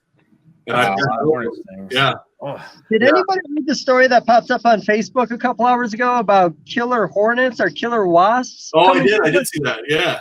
Did anybody read the details on that? I didn't get around to it yet. I saw it on the drive over. I did what everybody else did and just read the headline and made an assumption from the headline. Yeah. Well, okay. That's what I figured. So Texas is fucked is what we're saying? I mean, I'm not sure where that's coming from. I don't think Texas exists any longer after that. Killer hornets are in America, and they're shooting you up with coronavirus. That's right. That's what I got out of in it. partnership with the Africanized bees. Yep. Yeah. Yep. We gotta start giving them bleach. That's right. I hear it clears spray bottles full of bleach. It's all there you go. Yeah. Just for the record, I'm really enjoying 2020 so far. I don't know about you guys, but it's been a pretty good year. This is the best year ever. The best year ever. I don't think it's ever going to get better than this. And it lot of stories. So well, didn't it? Hmm. I mean, it really did. Yeah, this is awesome. I'm loving it. There's been a couple tragedies. The Kobe thing was kind of sad if you like basketball, which, I like Kobe. But yeah, no, it's been one after another. I'm really getting a kick out of 2020, man. I cannot wait to see what comes next. Yeah, Hornets, man. Apparently it's Hornets. But until there's a death, we're not talking about it. Right. Hornets that have AIDS. Ooh, AIDS Hornets. Space AIDS. Hornets. Yeah. Man. Avian AIDS. Avian AIDS. Hornets give you AIDS. You heard it here first. That's the thumbnail. Not a conspiracy theory. You know, it's funny. This works for like everybody. Hey, you added an E to that. What's there an E at the end of the day for? Well, that's certainly he's talking about you, not me. That's a standing banner we have on there. That's so funny. Yeah, that one and then 3 up is probably appropriate as well. Yeah, that's the other banner. That's AIDS wasps. Yeah. So. So, out of all your adventures, what is the most impressive collection you've seen? Oh, Jean-Paul in Amsterdam. Kind of actually. The guy with the castle. Yeah. No, that was something that, you know, very rarely do I ever just put down the camera and just look around and go, holy shit. And that happened quite a bit while I was at his place. The amount of effort and labor of love you could tell he put into that place. He did. And it's very sad what happened to him. Something happened to him? Lost it all. What? I didn't hear this. Lost it all. How? I'm not going to get into the drama. I'm not going to point fingers, but he had a falling out with his ex. And Jean-Paul is. Wow. Yeah. Man, I keep bringing up downers. I'm sorry. Yeah. I was just. Everything I asked is like. I was just gonna say, hey, can you describe the collection? And now I'm like, no, don't do that. Yeah. Because now it's like. Yeah, the way the interview was going, let's talk about dead puppies or something to like. Yeah, let's lift our spirits. Last time you ran over a puppy. I do have a dead puppy story, or it's not like a dead puppy. Hey man, I'd love to hear it. Yeah, well, I did recently get offered a English bulldog, which I was really torn on, and I think the timing was just wrong. But he had an arrhythmia, not that great. He could live a month, he could live a year, he could live 2 years, but he's adorable. Really, getting stitch your little heart cord. That's even the right way of putting it. But I don't know, just couldn't make it work right now. Just too many other animals on the farm. But I really kind of wanted that puppy that was inevitably going to die sooner than later. So yeah, you're welcome. Wait a minute, where's the puppy now? Well, the puppy's still with a vet at the moment, or a friend of mine that works at the vet office. There's a few people that I think are going to take it in. Like I said, we have so many animals right now. With the barn and everything, it makes it really tough to appreciate every last thing. And not always the answer. Yeah. So I'm very content with the zoo that we have on the property right now. And don't get me wrong, that English bulldog is my dream dog, but just can't make it work right now. Suckful. Yeah, sad. Suckful. So Dave, let's talk. So as a person who likes to go out and flip and all that, and it's probably because I also breed, the chance of finding a mutation in the wild is kind of like, no matter what the species is, the one moment, like that trophy catch if you're fishing. Do you care, or are you hoping that someday you might be able to see a true mutation in the wild, or is that really not exciting? Hang on a second. Let me count. Oh, and how many morphs you found? Hang on. I'm thinking. One. I found one morph in the wild. Leucistic cottonmouths in Texas. Wow, that's cool. Made a video about it. Cottonmouths. Yeah. Leucistic cottonmouths. And you snatched one of them up, right? It was on private property. In order for me to get there to film, I was sworn to secrecy over the location. The owner is a herper. They know what they have on their property. They don't want anyone knowing where it is. Mm-hmm. So if you watch the video, I made very sure that nobody could tell where I was. Hmm. Well, I mean, there is already leucistic cottonmouths in the breeding sector of the hobby, isn't there? There is, yeah. Yeah. Mm-hmm, mm-hmm. I've never seen one. But I've never seen an albino yet. and it's a matter of time. Oh yeah. Well, I was always really surprised that there weren't more mutations of copperheads found, and it seems like in the last couple of years there's been the leucistic and albino last year. I know you got like the stripe and the patternless projects, but the amount of them out there, I just figured there'd be more. Well, here's my theory on that, and I don't know if I'm right. I don't know if I'm wrong. But with shrinking habitats, you have more of a population shrinking. No, I'm not. You have a shrinking. You have shrinking habitat, therefore a shrinking population. Therefore, you're going to have more inbreeding inevitably within that shrinking population. Therefore, you're going to have more mutations found in the wild. So mutations in the wild, and the trip that unfortunately didn't get to take to Africa. What is it? Why are there so many ball python mutations? Does it just come down to how many are being collected, or is there just something going on over there? I think that with ball pythons, there are so many of the morphs that have always been around that people just didn't pay attention to. Back in the early 90s, there were Mojaves out there. There were yellow bellies out there. There were lessers out there. But we didn't pay attention to them like we do now. And we didn't try breeding them together to say, hey, wow, you breed this to this, it makes an all-white snake. They were just called, hey, this is a light-colored ball python. This is a weird colored ball python. And then they would, sell them with the ticks and the mites for $10, just like they did in the early 90s. And so these have always been around. I think that as soon as Kevin and Brian and Pete and all those guys started breeding ball pythons, or even before that, I'm going to say, when Pete proved out the pied, when Bob proved out the albino, I think that's when people started to say, okay, well, now what happens if I do breed this really pretty one to this other really pretty one? And whoa, look at that! How did this snake come out of that clutch?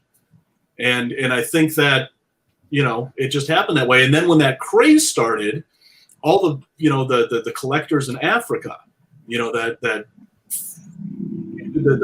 going to go off on a little tangent here. The ball python market actually, in a way, is saving ball pythons in the wild. And the reason why is because those collectors used to take any snake they could find out in the wild, gravid or not. And they were depleting huge populations to ship thousands of these wild-caught ball pythons all over the world.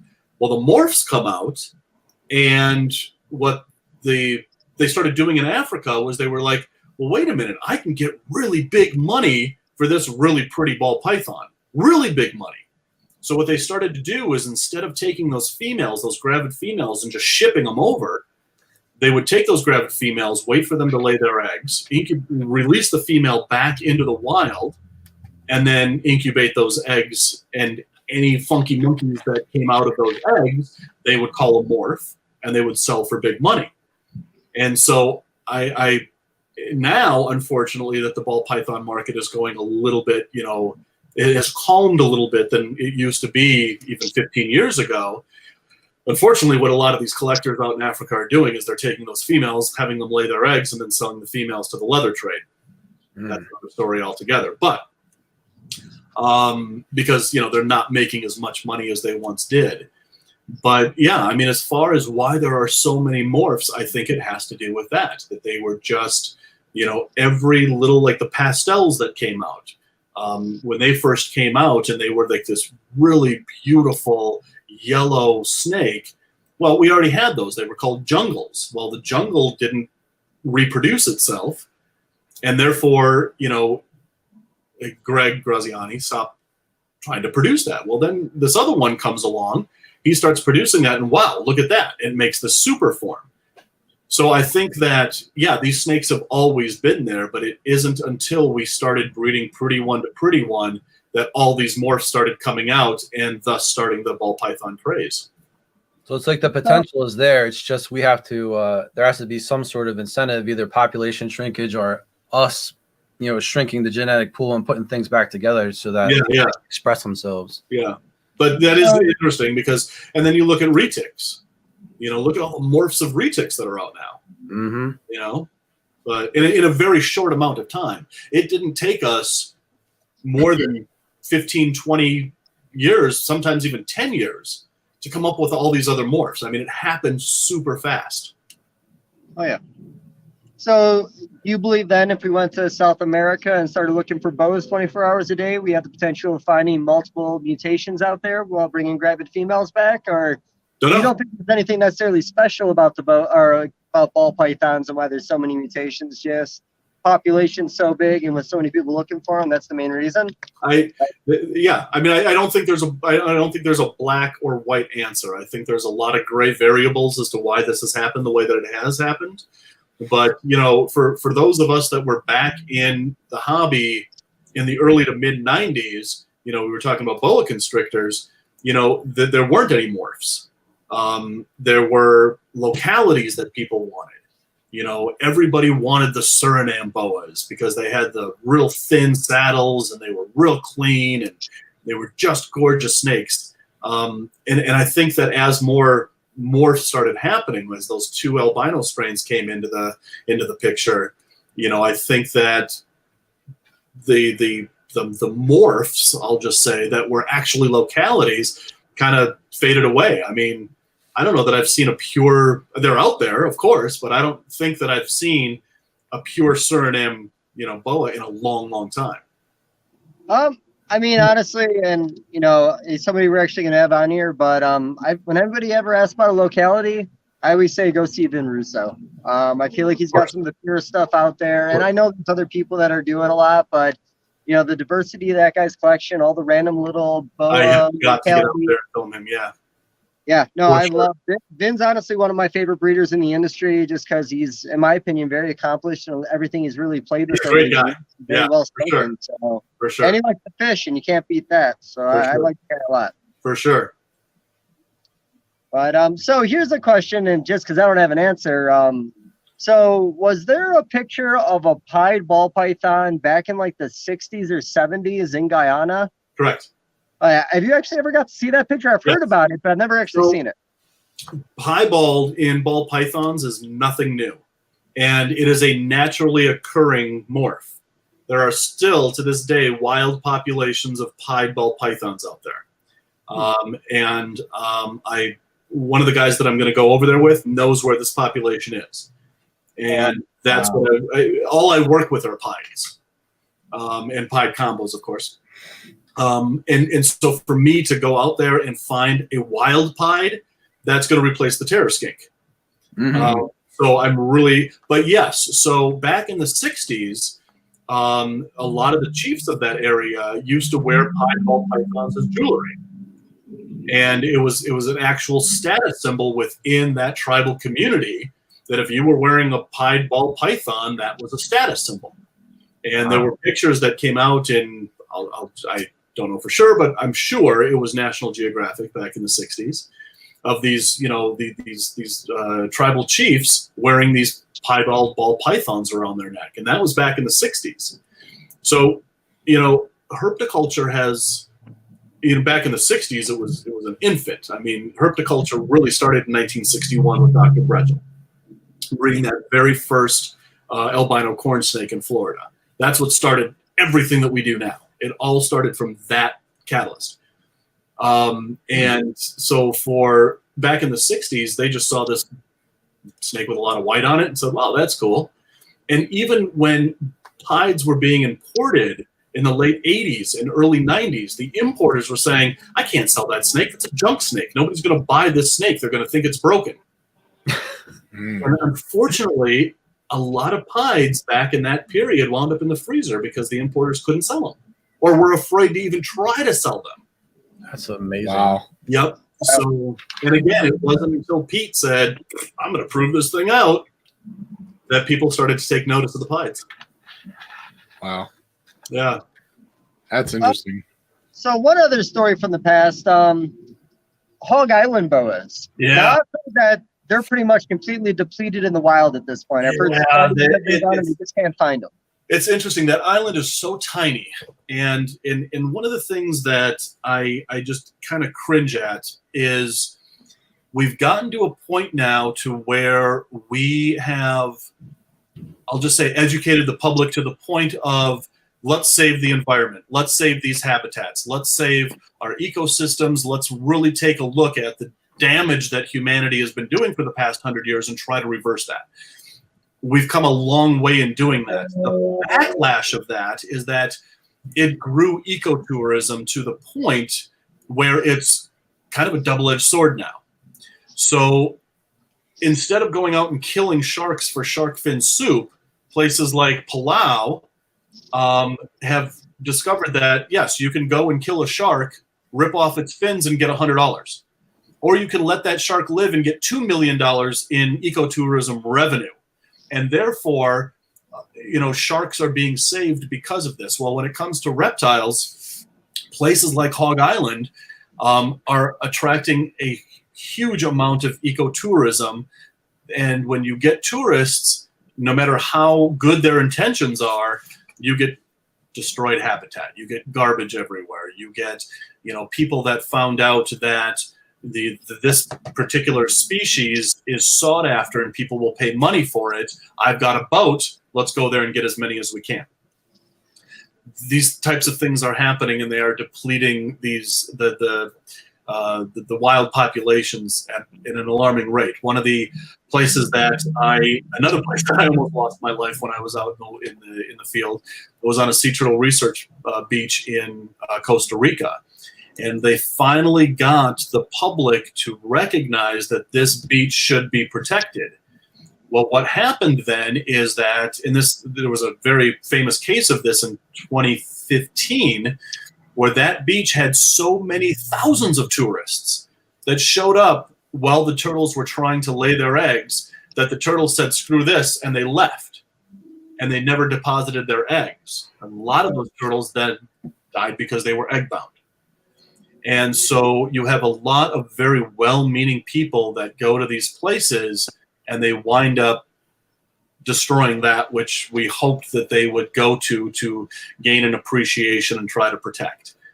And so I think that when we talk about Hog Island, when we talk about some of the other really fragile ecosystems that mainly take place on islands, New Caledonia included, we're seeing a rise of ecotourism, and because of that rise, we're seeing a lot of species becoming rare in those areas. And it's a real double-edged sword.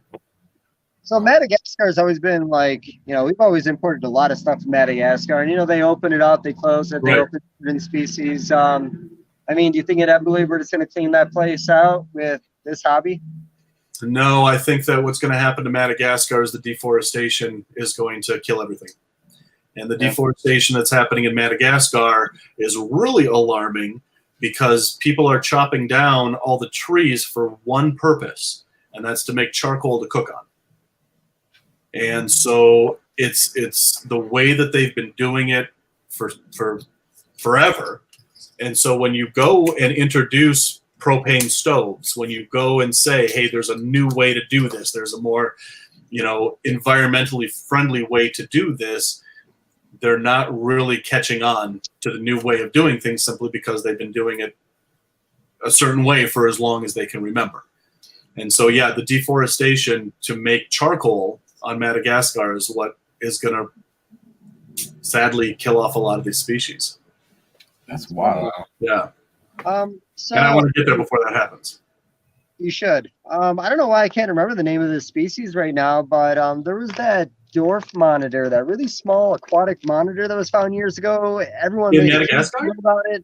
Yeah, that was from deforestation. They found out that they were living in the root systems, and when trees were getting knocked over, all of a sudden, they didn't exist everywhere. Yeah, what was that?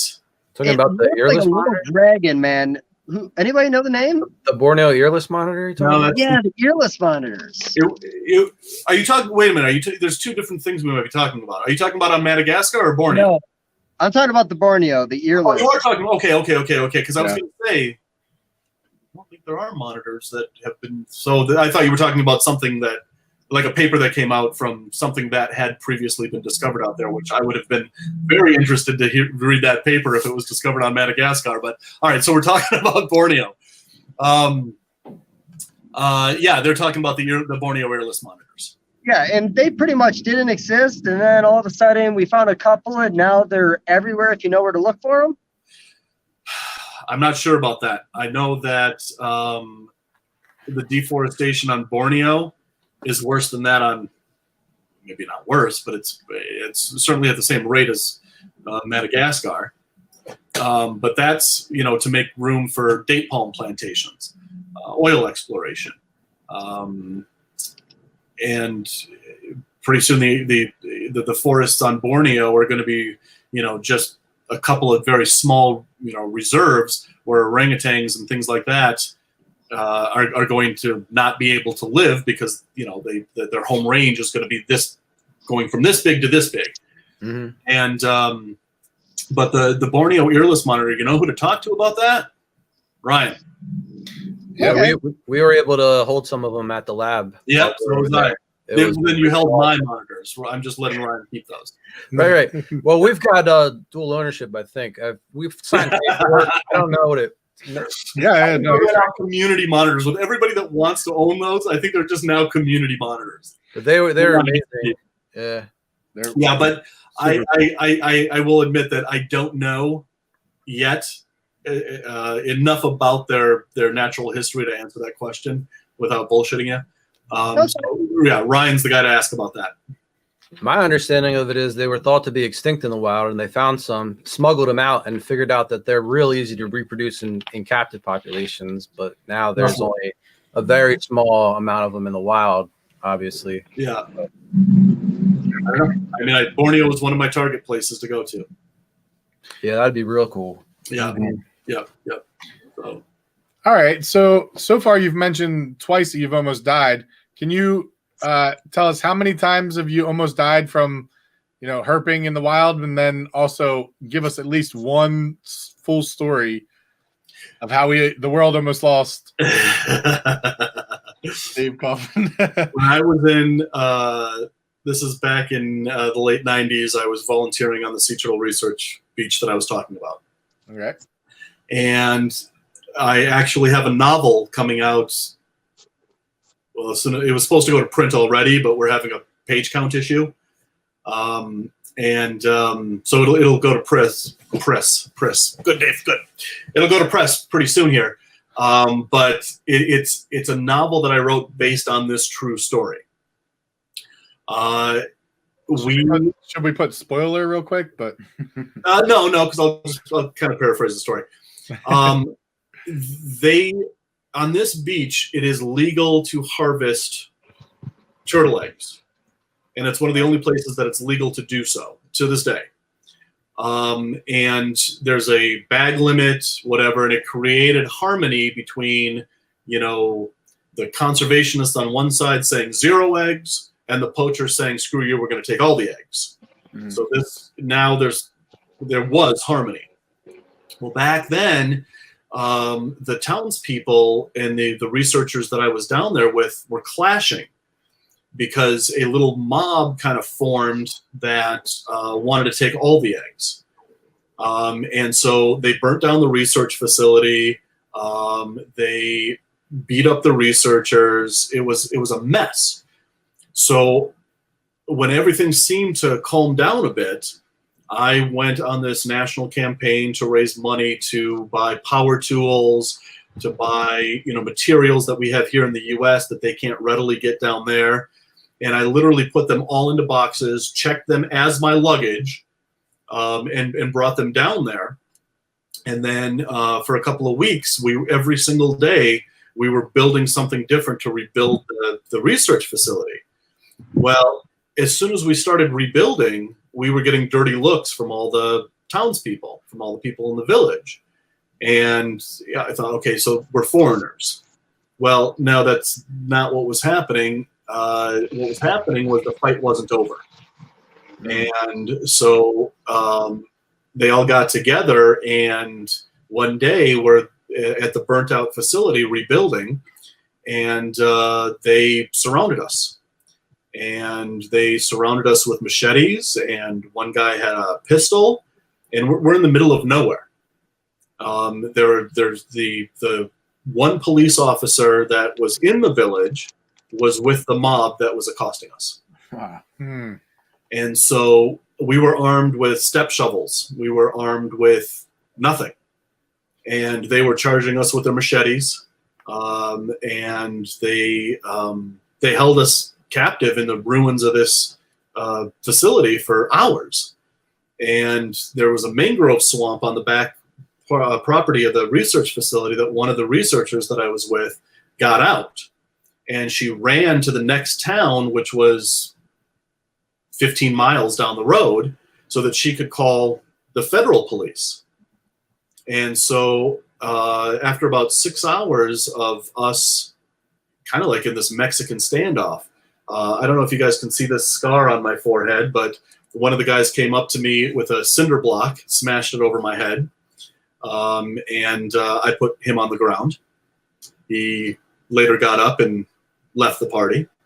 One of the other volunteers, I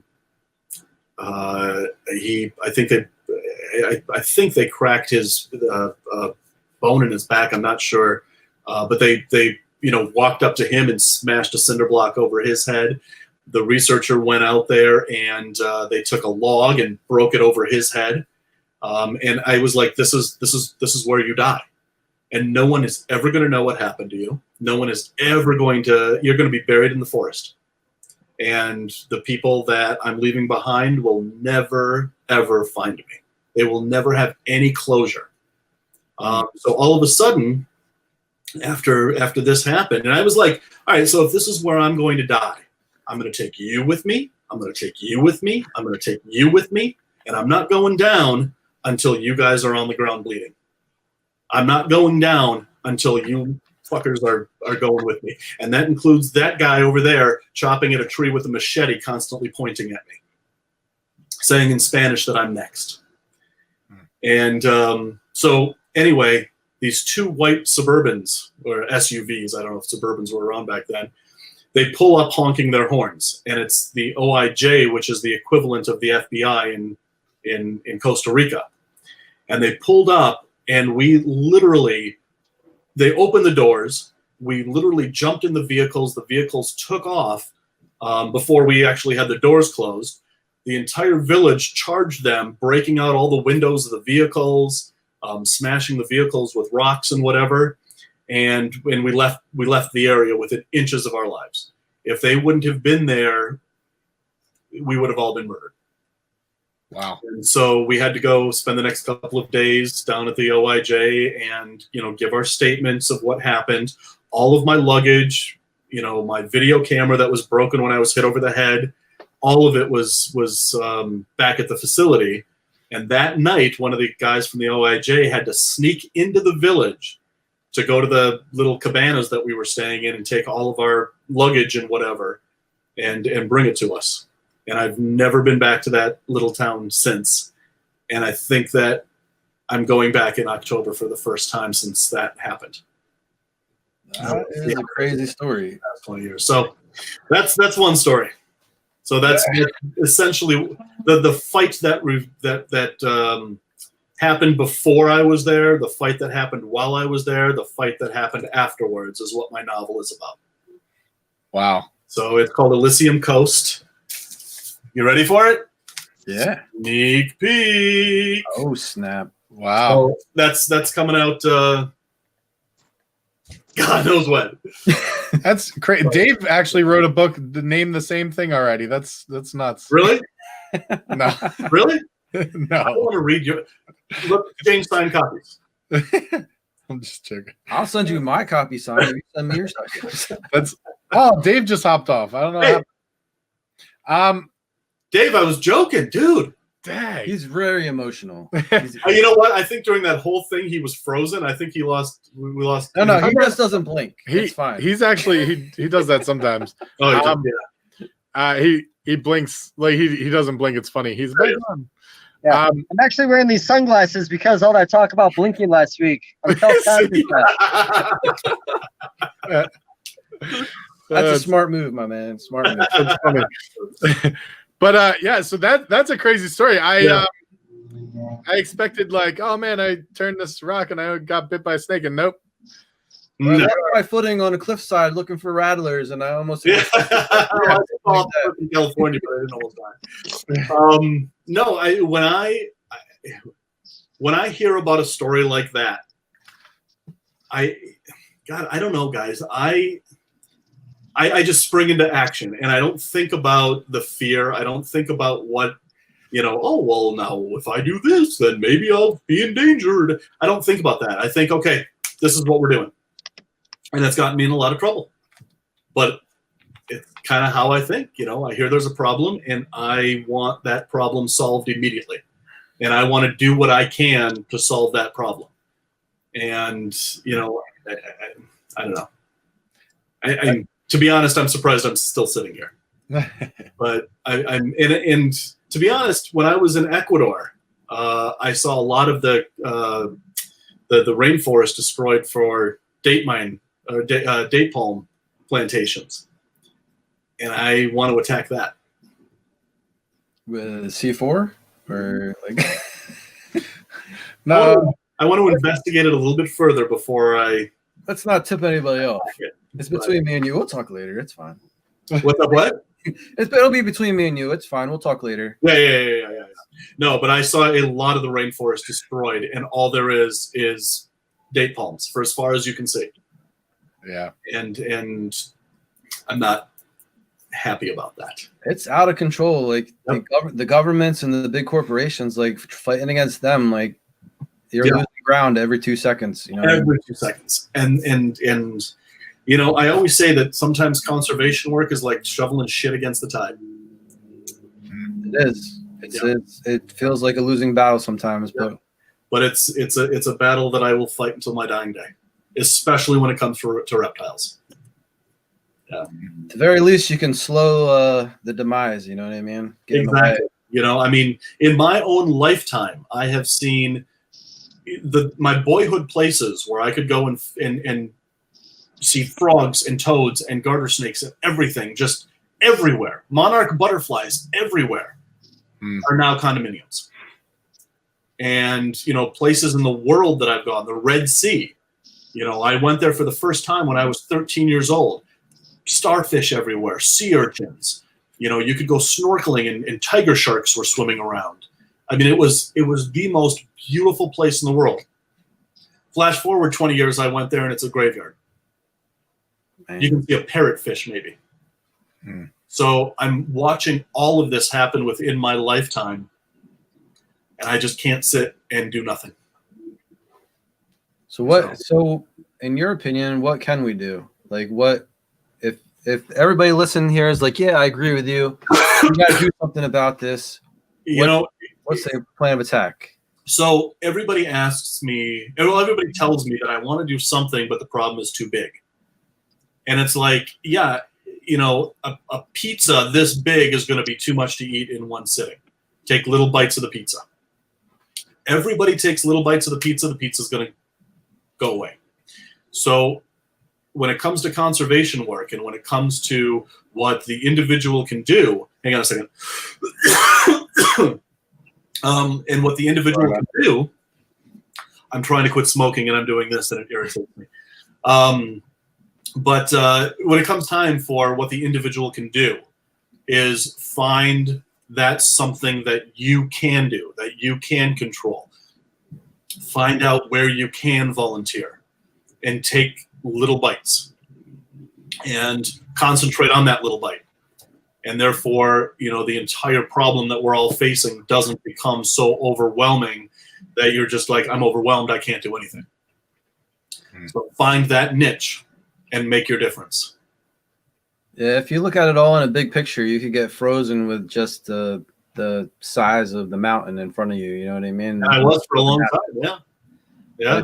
You just like what the old saying is, act locally. Think globally, act locally. Exactly. You can change something in your backyard. You probably can get that done. And if we all change something in our backyard, it's all changed. But also, look into all the things that we are doing that we think that we're being environmentally friendly over. This thing with China, this isn't what's happening, on a global level, but when you recycle, especially cardboard, you know what happens to that cardboard? A lot of it is recycled into other cardboard to make other cardboard boxes so they don't have to deforest and make cardboard out of new materials. But a lot of that is sent to China, and China recycles it to make boxes to send more crap that has been destroying the environment back over to the United States. So when people think that they're recycling and it's a good thing, it kind of depends on where you are. But it's not enough to break down your boxes and put them in a bin. Investigate where, when they bring that truck to pick up your recycling bin, where is it going?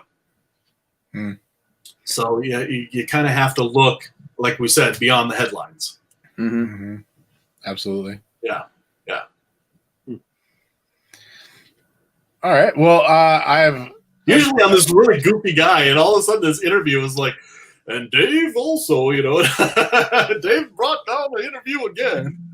Yeah, and I'm going to blame Ryan. Everything Ryan has said so far has been sad. Outside of me talking about a puppy. But it's all Ryan's fault. We got a little crazy last time. You're dressing up like a red-tailed hawk and all these things. It's fine. I'm trying to. That was the last. Red-tailed hawk? Oh, yeah, that was last. I'm trying to bring it in. I apologize. This is the biggest celebrity we've had on the interview so far, and I really want a hard-hitting question. He already had his one kiss butt. We can't do that anymore. Yeah. You know what's funny about that? When people say that sort of stuff, like I'm this big celebrity because I have a YouTube channel, whatever, it doesn't make me like uncomfortable as it used to, but I see myself as this doofus from Minnesota that happens to make videos. I don't really kind of. And that's exactly what I tell people too. Yeah. When they're like, "Hey, you talk to Dave," I'm like, Minnesota, right? Yeah. Are you talking about Dāv? Yeah. Towards Jesus, David. Yeah. That's awesome. That's funny. So I don't want to be a downer anymore. Anybody else want to jump in here? Like I'm drowning. All right. So what's your top two places that you want to go next? Like the top two that you're like, all right. Madagascar and Borneo. Madagascar and Borneo. That was pretty quick. I feel like you've done this interview before. I feel like you're asking them all the typical interview questions Dave gets. What's that? I'm saying you've already heard all these questions before. You're ready to go. We're just right. the same information over again. Yeah. I do want to go to India because that is the safest place that I can go within the leopard geckos range to do leopard geckos in the wild. The west coast of India would be amazing. Yeah. I hear leopard geckos have a really bad bite though. You got to be careful. Gotta watch out for leopard gecko bites. These hands are, every scar on these hands is a trophy. I watched this nature documentary, a travel/nature documentary about the west coast of India, and they showed this rainforest jungle where you can go up in this tree like tree fort or whatever they have, 50 foot up in the air in the middle of the jungle, and they just leave you there and you can hang out for a week like a hotel room. They're like, you go down to the ground level, there's like king cobras and all these other crazy crap going on. I'm like, that's how I want to spend my week. Like, yeah, I'm in. Let's do it. Well, if I'm going to do leopard geckos, I got to go to the desert. But yeah, well, you can swing by the jungle. There's a small town in western India that I heard about that is completely overrun by monkeys. That sounds about right. Gotta go check that out.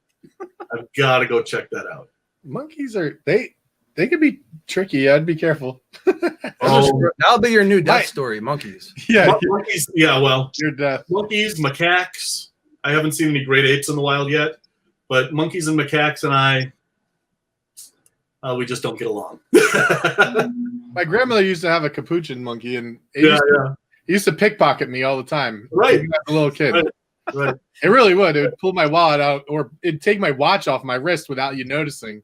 Like seriously, it was trained us. My first trip to Thailand, there was a troop of macaques that, thought that they were free to steal stuff from me, and I went and got it back. You left them on the ground too. What? You left them on the ground too. Yeah. Which was funny because I was like, I can't hurt these guys, but I kind of need what you stole back, so I would never hurt them anyway. But I don't know. They're just they're too much like me for me to. I don't know. I was going somewhere with that. I completely lost it. I'm with you. That's all right. Dave, what else you got? This Dave? Yeah. Other Dave? Other Dave? I don't know, man. I don't know why I'm drawing a blank right now. I'm struggling today. I think it's this heat. Get a lot of sun on me right now. You know what time it is? Dave, you know what time it is, right? Is it that time? It probably is. Because I thought we agreed only people from other countries. What? To talk about right. I mean, we could be typical and just keep this going while it's still relevant if you want to keep it going, Ben. Might as well. All right, go ahead, Ben. This is your favorite part of the show. Let's hear it. Not my favorite. What did you think about Tiger King? Let's talk Tiger King. We're talking Tiger King, folks. Me? Yeah, you. Yeah, not me. We already know what I feel about it. I'm thinking whoever the higher power is that everybody goes to thank, that it wasn't about reptiles. It could have easily. It so really could have. Oh yeah. It would have been 100 times worse, I think. Well, you know what, Dave? You're the guy for this question. If that documentary went as planned, which was all about, I believe, selling venomous animals within the community and how irresponsible we are. Yeah, it was. Do you think that would have been aired on TV or anywhere, or do you think it would have been a non-existent documentary for people watched? I don't think as many people would have watched it. I think it would have been, one of these documentaries out there that is exactly like every other documentary of that genre out there. What made this kind of go beyond animal people was the characters involved and the murder mystery. And, this guy got 2 straight guys to marry him for meth. And, all the just the craziness of the people. That show had nothing to do with the animals. The animals were a secondary character. It was about the people. And about how absolutely batshit crazy those people are. and that's what made it the phenomenon. So and the tigers were secondary. So I think that if it would have been about people selling venomous animals, it would have been more about the venomous animals than the crazy people doing it. And I don't think it would have been the phenomenon that it was. What about if it had good music like the Tiger King? Well, that's. I mean, would it have ended with a fat guy on a skidoo? That was the best part of the whole Yeah. Yeah. People talk about that part. I don't even understand what the hell happened there. I think, was that under contract? Or that guy's like, I'll do everything as long as it finishes with me on a jet ski? It could be. That was the exclamation point at the end of the sentence. It's like, it's crazy, crazy, crazy. Yes. Yeah. I think what that was. I think that was to kind of calm you down a little bit, because if you didn't do that, I'm not really sure what I would have done for the rest of the night. Like, I might have been enraged for the rest of the night, for all I know. I'm still confused. When I watched that scene, on this note, did Carol kill her husband? Absolutely. Yeah. Unquestionably. Yeah, actually, so we play a different game on here. It started last week. Dave, it's your turn. Marry, fuck, kill. Carol Basket, Doc Antoinette, Joe Exotics. Kill them all. Everyone counts on this, man. Come on, man. No one's going to judge you. You can say you'd sleep with one of the guys and you're not gay. It's fine. I already did say that. Yeah, but even if I was somewhat attracted to men, it would not be those 2. No, not even Doc? No. Doc will take care of you, man. Doc would take care of you, man. He would take care of anybody. It's true. Okay. No. I'd have to kill them all.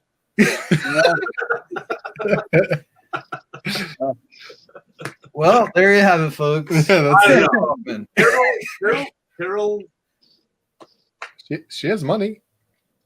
Well, her husband has money. Both of them. Wait, what is it? Kill, fuck, or marry, set free in the wild? What was it? Kill, fuck, set free in the wild. I'll let you slide and let that be your answer today, because you're still gonna have sex with one of them. Carol. You set Carol free in the wild? What? Okay. So If I had to pick, I mean, the choices are not, you know, very good choices. Yeah, that's the game, bud. It's horrible choices. That's the best thing about it. I don't think you're understanding. I would kill Joe Exotic for the one reason did you guys see that interview, that episode where they talked about the horse and he told the woman that he would care for the horse and then shot it in the head as soon as she left? Yeah. That fucker's a dead man for that right there. So is that true, though, which is the problem with everything about this whole series? Because I believe employees afterwards said that animal was injured when it came there and had to be put down. I don't know. I saw somebody make a post on Facebook, so it has to be true. So there you go, folks. Yeah. You win.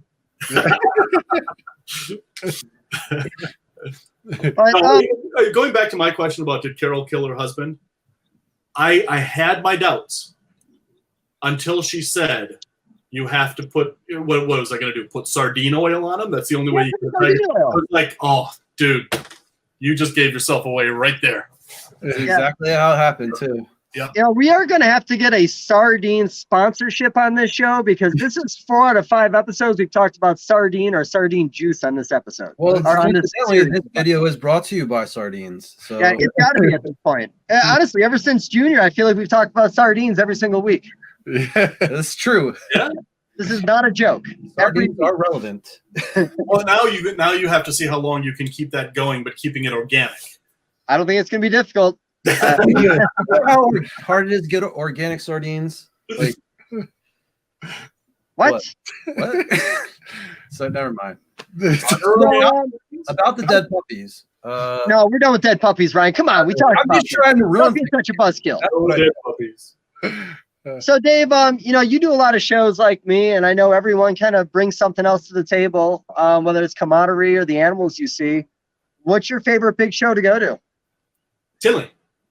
Okay, and is that for the animals, the camaraderie of the whole weekend? Just what is it about that show you love? Is it Portillo's? No, we have that up here in Minnesota now. Oh, excuse me.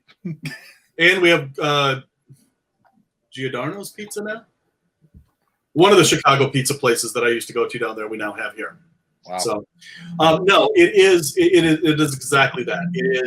It's nice.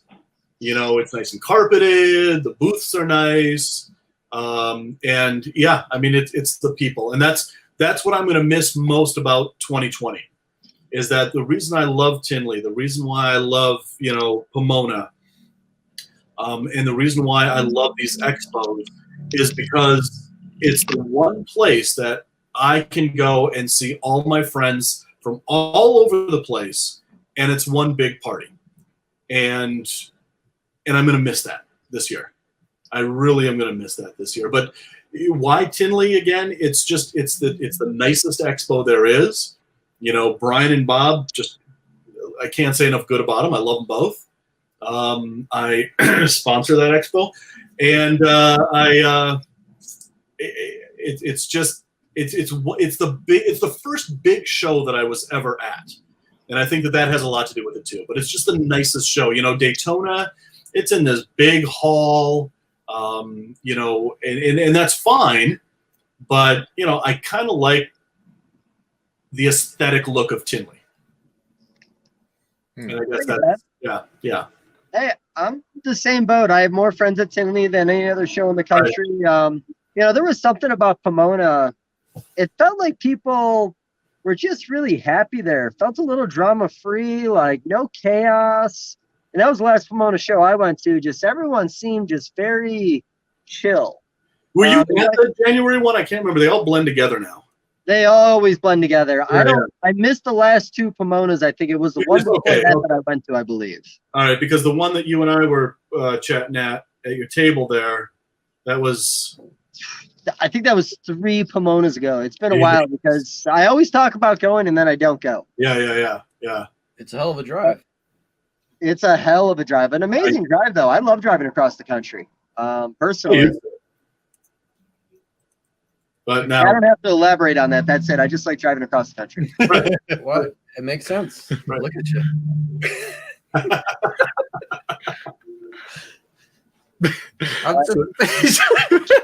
What am I supposed to keep on talking about the United States right now? What do you want out of me? That's it.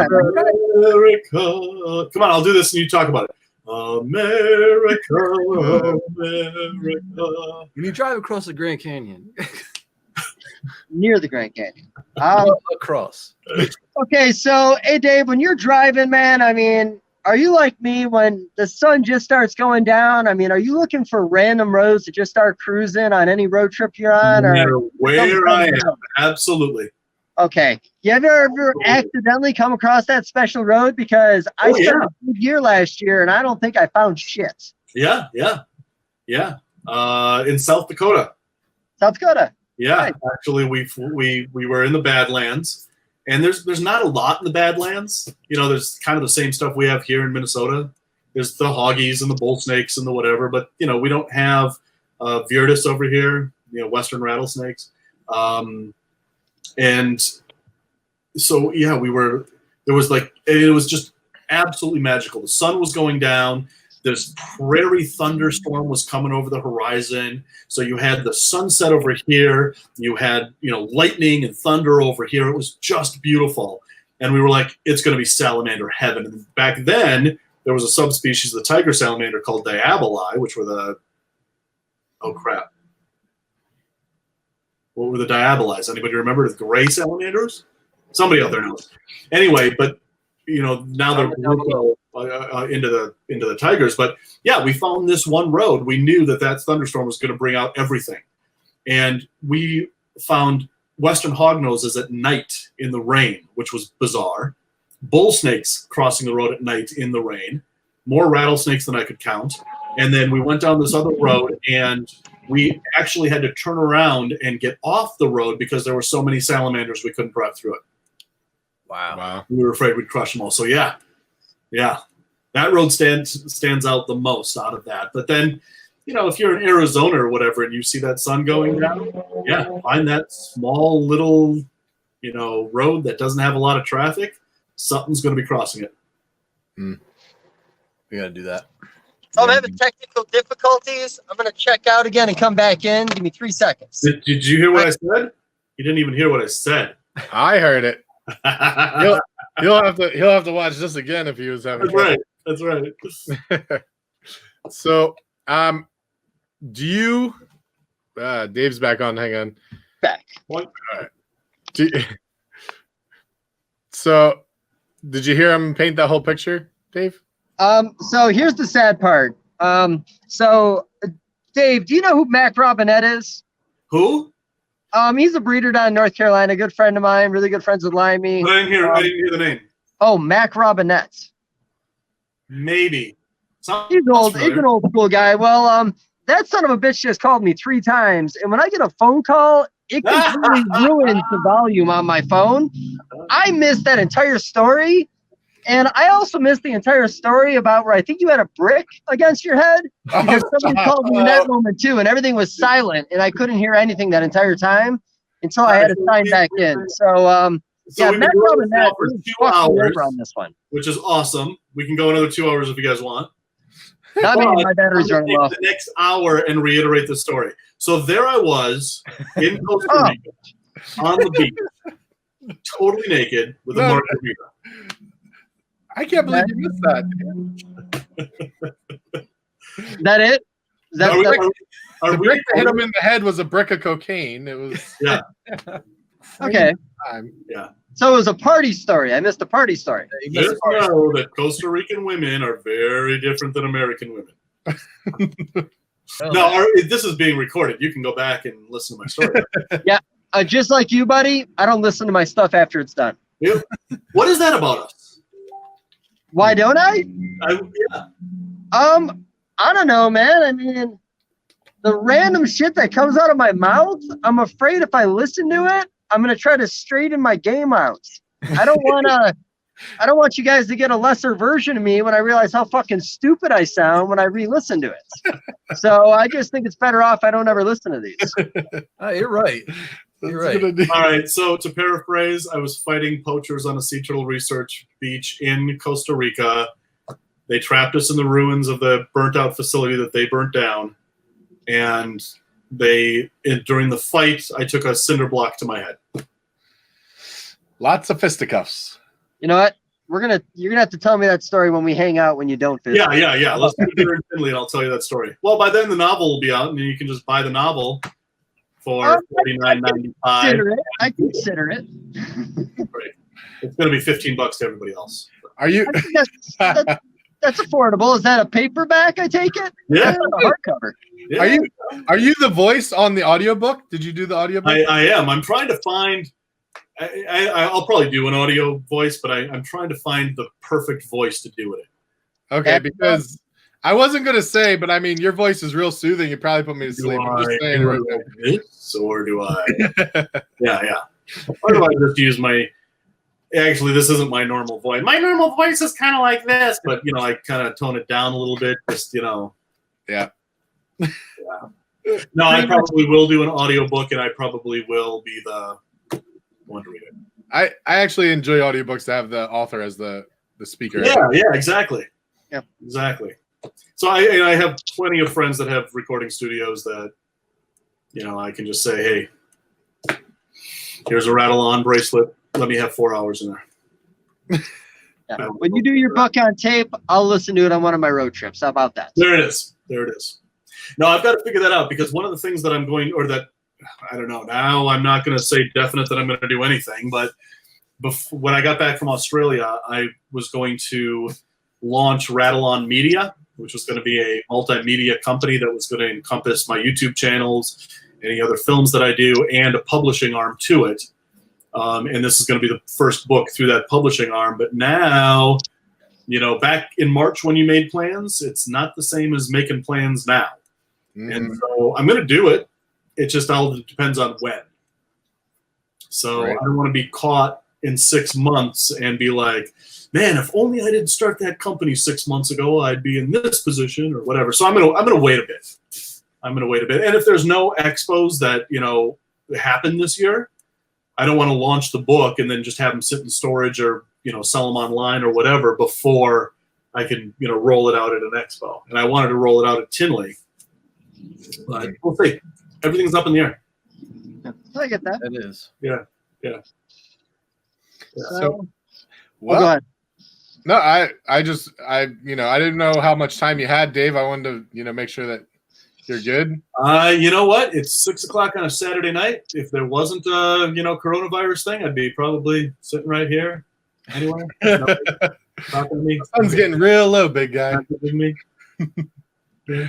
By myself. No, I've got. How long do these things usually go? I mean, if you haven't noticed over the past 2 hours, I can talk all day. Well, we're not going to do this for 2 more hours. Yeah, I can promise you that. It's not Dave true. will just dip out randomly. Dave, in the past 2 hours, I've watched the sun just kind of move like across your face, kind of like a moon phase. This entire side of my body is going to get like a tank top farmer's tan, or this side is going to still be a normal farmer's tan after today. Right. I'll pull it off. It's going to be a great look, but I think that's what's happening right now. But I don't know. I mean, we could talk about some other herping stuff in the country. I feel like we're forcing this right now. Usually we have a pretty good rhythm. Usually somebody says, something special about who they're going to have sex with on the show Tiger King, and we just kind of go from there for hours. And then there's some furry talk. Okay, how about this? What was your craziest thing you remember ever happening at Tinley over the years? Because there's always been something unique at Tinley. Oh, Brian Potter taking a shit in a pizza box. Oh, yeah, I remember that. Was that Brian? I thought that was Kevin shitting in the box. Whoever's loaf it was. I tell that story often. I did not hear that story. Wow. Dave, you go ahead and tell that story. You probably know it a lot better than me. At an auction, and this is maybe why I think Potter did it, but Potter comes out with this pizza box. He says it's a mystery box, and it could be how long? Do you remember how long ago that was? 10 years ago? Oh, it was at least 10 years ago. Okay. So he says it could be the whatever was the $50,000 ball python at that time, and he even said, or it could be a loaf of shit. and people were betting steep. And I think, and again, it was a while ago, and I think it went for like $3,000. Wow. Right, Dave? Do you remember this? I remember this. Something. I mean, it went for several $1,000s. So Brian delivers the pizza box to this guy. He opens it up, and yes, in fact, it is a fresh loaf of shit that I always thought was from Brian. Maybe it was from Kevin. But yeah, the guy bought a $3,000 loaf of shit in a pizza box. Wow. Yeah. That's tough. Yeah. I'm glad we started going 8 years ago. But that's the thing. You can't really say, hey, is there a crazy story from Tinley and not have it come from the auction. Yeah, the auction is always a great. story that happens like on the floor. It's always at the auction. No, you're right. There's a lot of special happenings, but you know, there's also always a lot of good behind the scenes stuff going on. Yeah. The room parties are always sometimes. Yeah. I Well, remember. just for the record, the room parties I go to are always fucking amazing. You got to step up your game, Ben. You can't expect the party to happen. You got to bring the party. I've been to your room parties. They are amazing. Yeah. What was that, Dave? I'm sorry. I didn't hear that. I've seen the pictures of Dave's room parties in the men's room. No, that's more of a social gathering. Photos ever out of Tinley. Yeah, I did like the urinal one. You want to jump in a new one? We're talking about doing it over again. We could use some new asses. Nobody wants to. Well, I don't know. Yeah, exactly. Somebody might. We joked around about this on the other one. Do you remember the pathetic display when we did the naked calendar and nobody wanted to buy it?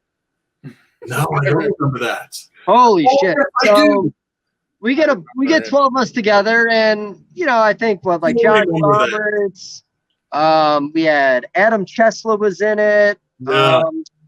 We had 12 random people that did it. And long story short, we all had our own little table. We thought it was going to be awesome. It goes up there. We do a big slideshow to show off all the pictures. Yeah. And nobody fucking bid it on it. I think remember that. Markland bought it for $200. And then I think someone didn't hear the $200 bet and asked what it was up to. When he heard it was $200, he's like, "Nope, too high, too rich for my amount." But no, that was a lot of really depressed, grown-ass men that day that just thought that people would give a shit. But I guess naked guys just aren't a thing in the hobby yet. It's just not catching on. So wait, Robin Markland won that? Robin has it. I've considered to buy it back from Robin. I'm gonna text him right now. Sentimental If value. that was women, that thing would have gone for $10,000. Total sexism.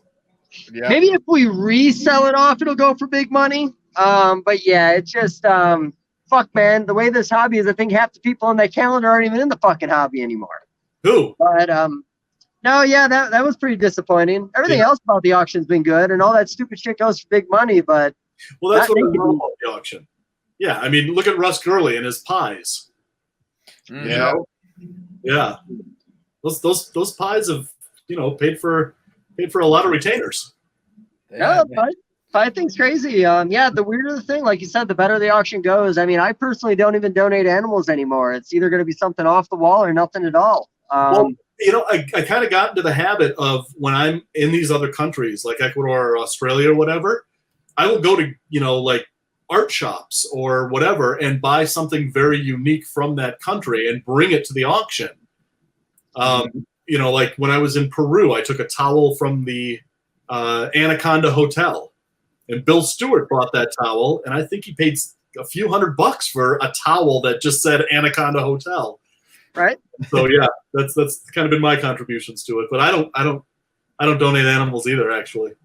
No, it's not that it's pointless, but the animals never go for much, and we're all just trying to have fun. Nobody gives a shit about an animal half the time. Right. We usually do the gummy python, that big huge gummy python. Brian got that a couple of years ago. Yeah.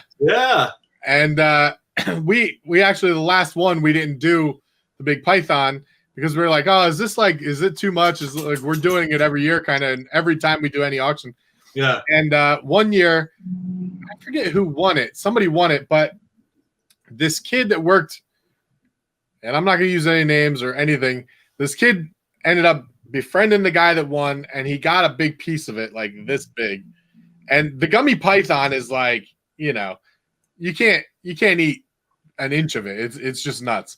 And I just remember going down to the hotel lobby, and this kid is hammered drunk, trying to eat the end of the gummy python, and it's like hitting him in the face. And I'm like, this is the most ridiculous thing. And then he's like, oh, that kid's like 19. And I'm like, oh, this is his first Tinley, probably. Apparently, they soaked it in vodka or grain alcohol or something. It got out of hand quick. And yeah, that's one of those moments you're like, I remember that kid and I'll never forget. Okay, so Dave is not impressed with that story. Well, no, it's a great story. I just Chase Baker, because I know Chase Baker had a moment with one of those worms one time, and I've actually, now that you talked about it, I've woken up in a bed at Tinley with that thing on me in the morning, and no idea how it got there. I don't even know if there's any pictures of it out there, but I'll talk to my buddy Bill. But yeah, I woke up one morning with that thing in my bed, and again, I didn't buy it. I just remember Brian winning that thing, and he ate maybe more than he should have. I remember him winning it one year. Yeah. Yeah. That's so funny. I don't know. They all blend together. Yeah. So they don't call them gummy worms in Australia. They call them gummy snakes. I could just say snakes on it. I think I brought back a couple of those for the auction one year. I don't remember. I think I did. Did you bring any back this time? I don't think I did, actually. Son of a bitch. This last trip was seriously, I mean, from the time that we landed to the time that we took off. You know what? Here, I'm going to throw my phone over there. It keeps going off and distracting me. So yeah, from the time that we landed to the time that we took off from Brisbane, it was go. So yeah. So how close did you get to a kangaroo when you were there? Oh, I petted him. Did you? Like wild kangaroo? Petted it. Yeah. All you have to do is hold your shirt kind of like this, so it's like a pouch, and they think they're one of you. So you just hold your shirt like a pouch, and you bounce up to them, and they just stand there. They think you're another kangaroo. Okay, Dave, because you haven't made a joke the entire time you've been on this podcast today, I can't tell whether or not you're serious or not. That's because I have this face when I just cracked that joke. Okay, so I shouldn't do that when I go to Australia. We've unfortunately hit 2 wild kangaroos with our car and destroyed the car. That was 2 years ago. But the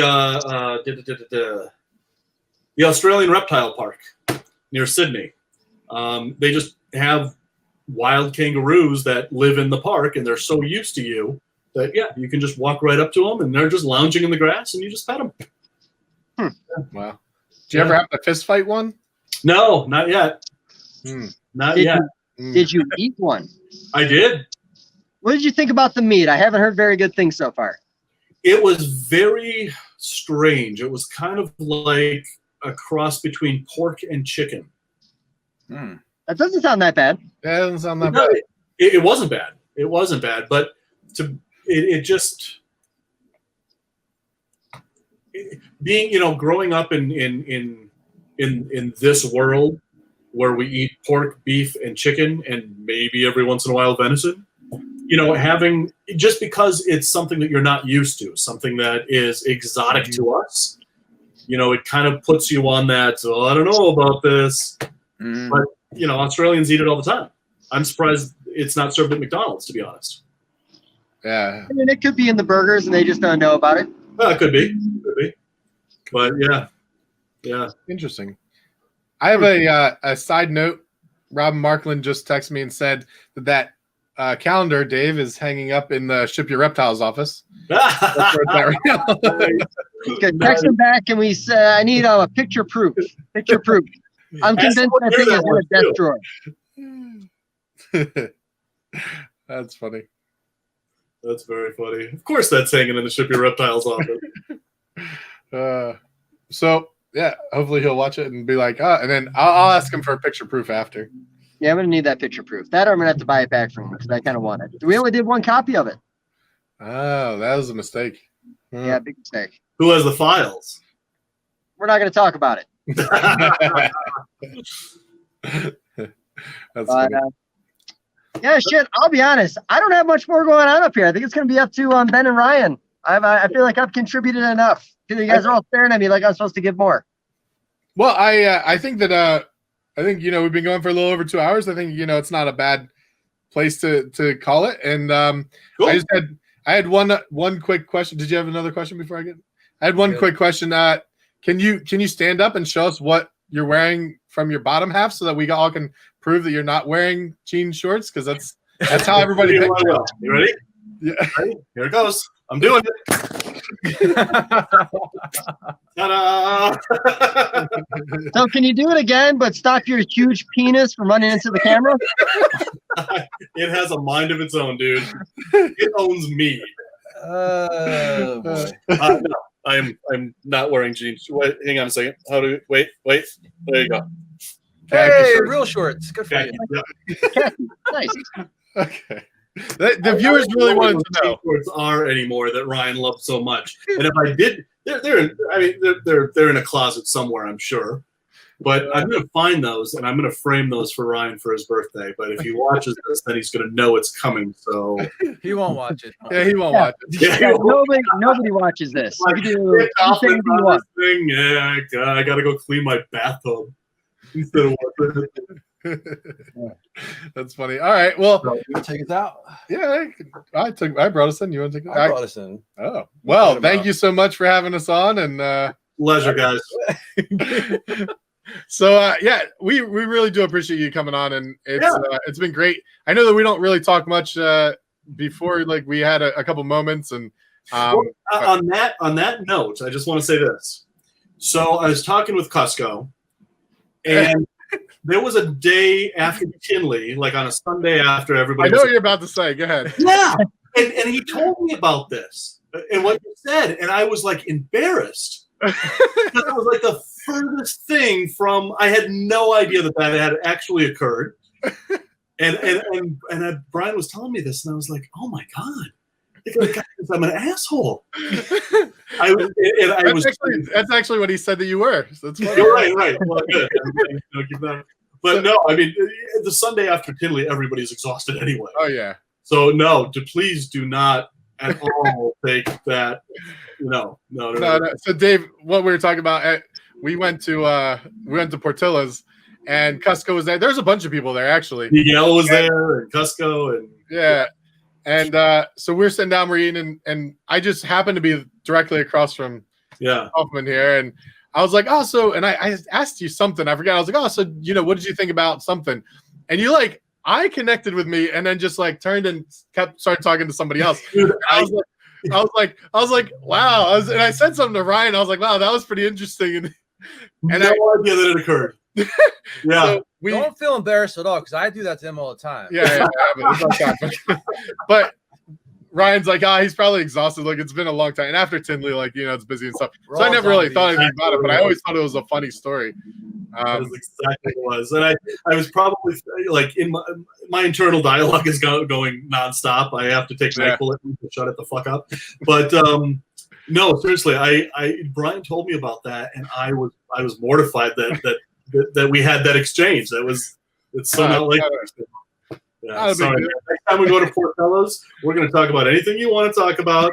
I will let you buy me dinner while we're there. I mean, honestly, I'll make it up to you. So for all the viewers out there, anyone who's ever had a similar experience with Dave, please, in the comments, let us know about how Hollywood he was and how he treated you like shit. Here it is, man. We're going to add them up. We'll just... Yeah. If there's at least 15 of you, we'll start a Facebook page. I would be like, oh my god, I gotta call this person and personally apologize. I had no idea I did that. Yeah, we'll have a follow-up episode where we have all those people on to yell at Dave. Yeah, right. You really had their life ruined. Anyway, so formally, I apologize about There's that. no reason to do it. I'm gonna have to cut that out. Okay. Dave, your apology is for the apology episode, buddy. Yeah.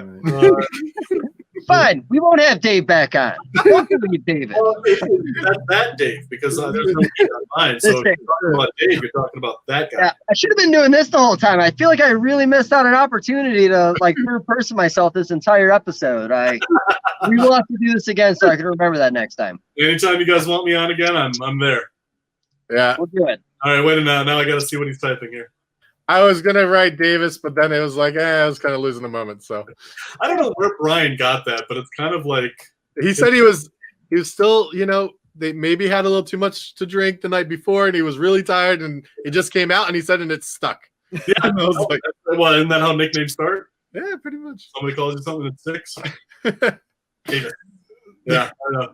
So, well, thank you so much again for coming on, and like Dave said, we'll try to do this again, and we'll do like a reunion tour for whoever. If you guys want me on to sit and bullshit, I'm on.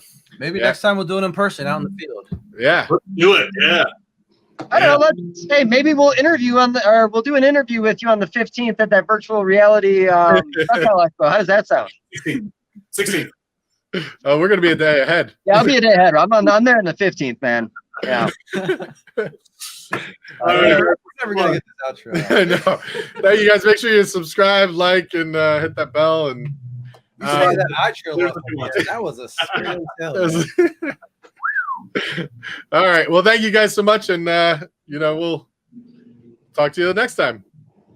Thanks, guys. See you, man. All right, so we're out.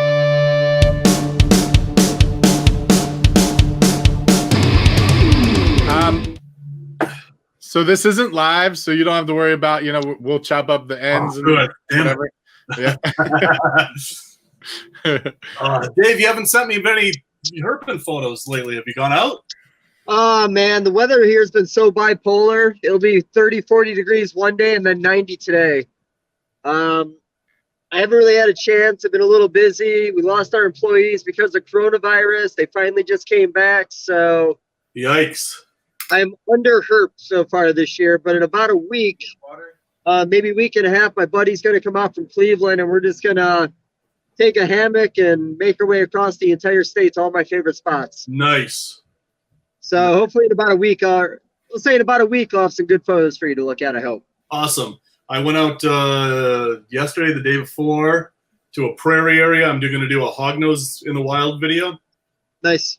And found a few bullies, garter snakes. But all our stuff in Minnesota is down in southeast Minnesota, so I'm going to head down there pretty soon here too. Okay, so those videos were from Minnesota?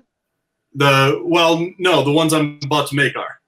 Okay. I can't travel, so I'm going to do like all the Minnesota species that people keep. Great. So, like noses and whatever. Yeah, I saw a dead Eastern on the road the other day. It's the first time I've seen a dead one, I think, ever. Oh, it sucks. Yeah, it was a real bummer. I said first dead snake I've seen so far this year. But no, I'm going to find some more time. I found some new tin down the road. I flipped the other day, a bunch of ringnecks, milk snakes, and a rat snake underneath it. Nice. Snapping turtles are starting to wander. Snapping turtles are starting to breed on the property. Gray tree frogs, I think, are just about to start coming out. I heard them out in the woods today. Sweet. Bullfrogs just made their way out. I've been seeing them on the road at night if it rains. So it's happening here. The southern part of the state, people are killing it right now. But yeah, I got a friend going down to Ozarks next week, maybe this week. Oh, good for him. Yeah. What park is he going to? I have no idea. Gotcha. No idea. I just know he's going down to the Ozarks, and yeah, what he finds is what he finds. Okay. Yeah. I'm going to try to get down to Oklahoma City in the next few weeks. I told you I got that great cruising road out there where we found Massasaugas, checkers, bull snakes, prairie toads. The list goes on. It was one of the best roads I've ever cruised. It's about an hour away from Mike Wilbanks and Bob Clark's place out in the middle of nowhere. Nice. But I'm going to try to talk to a couple of Texas friends to go meet me in Oklahoma. Sweet. Probably early June, I think. Sweet. Yeah, I'm on a quest to find a bull snake in every state they exist. I am yet to find my Oklahoma bull snake. Really? Yeah. So when we ended up at this Oklahoma spot, the goal was a Massasauga and a bull snake. Within the first 5 minutes on the first road, we found a Massasauga and a bull snake. Oh, nice. So, but yeah, we found 2 bulls and 2 Massasaugas cruising that road that night. We went back the next night, but it was a bit on the windy side. Not a single thing was out. Man, that's what sucks about like driving for 12 hours to get to a spot. And especially me where I need a video out of it. And if I don't find the snake, I don't have a video. But even so, you know, you get out there and the weather like tanks. That's what happened almost the entire trip there to Australia. Yeah. That's rough. Yeah, it's really rough. You Junior went to, what was it, South Dakota last year? Galewood? 2 years ago, maybe? Was it 2 years ago? I thought it was last year, but I could be wrong. All the years melt together now. Yeah, it really does, actually. Once you get like over 30, like me, all the days just melt together. All the years melt together. Yeah, fuck, man. Trust me, I'm here. I was not happy to turn 30 last year. Oh, yeah, but you look great for 30. Yeah. You don't look bad. Nobody's correcting me. That's awesome. Sure, if you want to believe you're 30, I'm in. Let's do it. Yeah, you get your ass kissed one time in this video, and that was it. Right. And there it was. We're not even live yet. Why don't I do a quick little intro, and then I can actually cut some of the stuff that you guys were talking about in if you guys want. I think it's kind of a lot of what I think we're going to be talking about, you know? Yeah, you want to just like fire questions at me or just we'll do that. So let's do an intro real quick and there'll be a cut. And you want to do the intro? Sure. All right. Are we allowed to call you Davis? I was told by a close friend to call you Davis. I know exactly who that close friend is, and that is reserved only for the Bryans. So no Davis.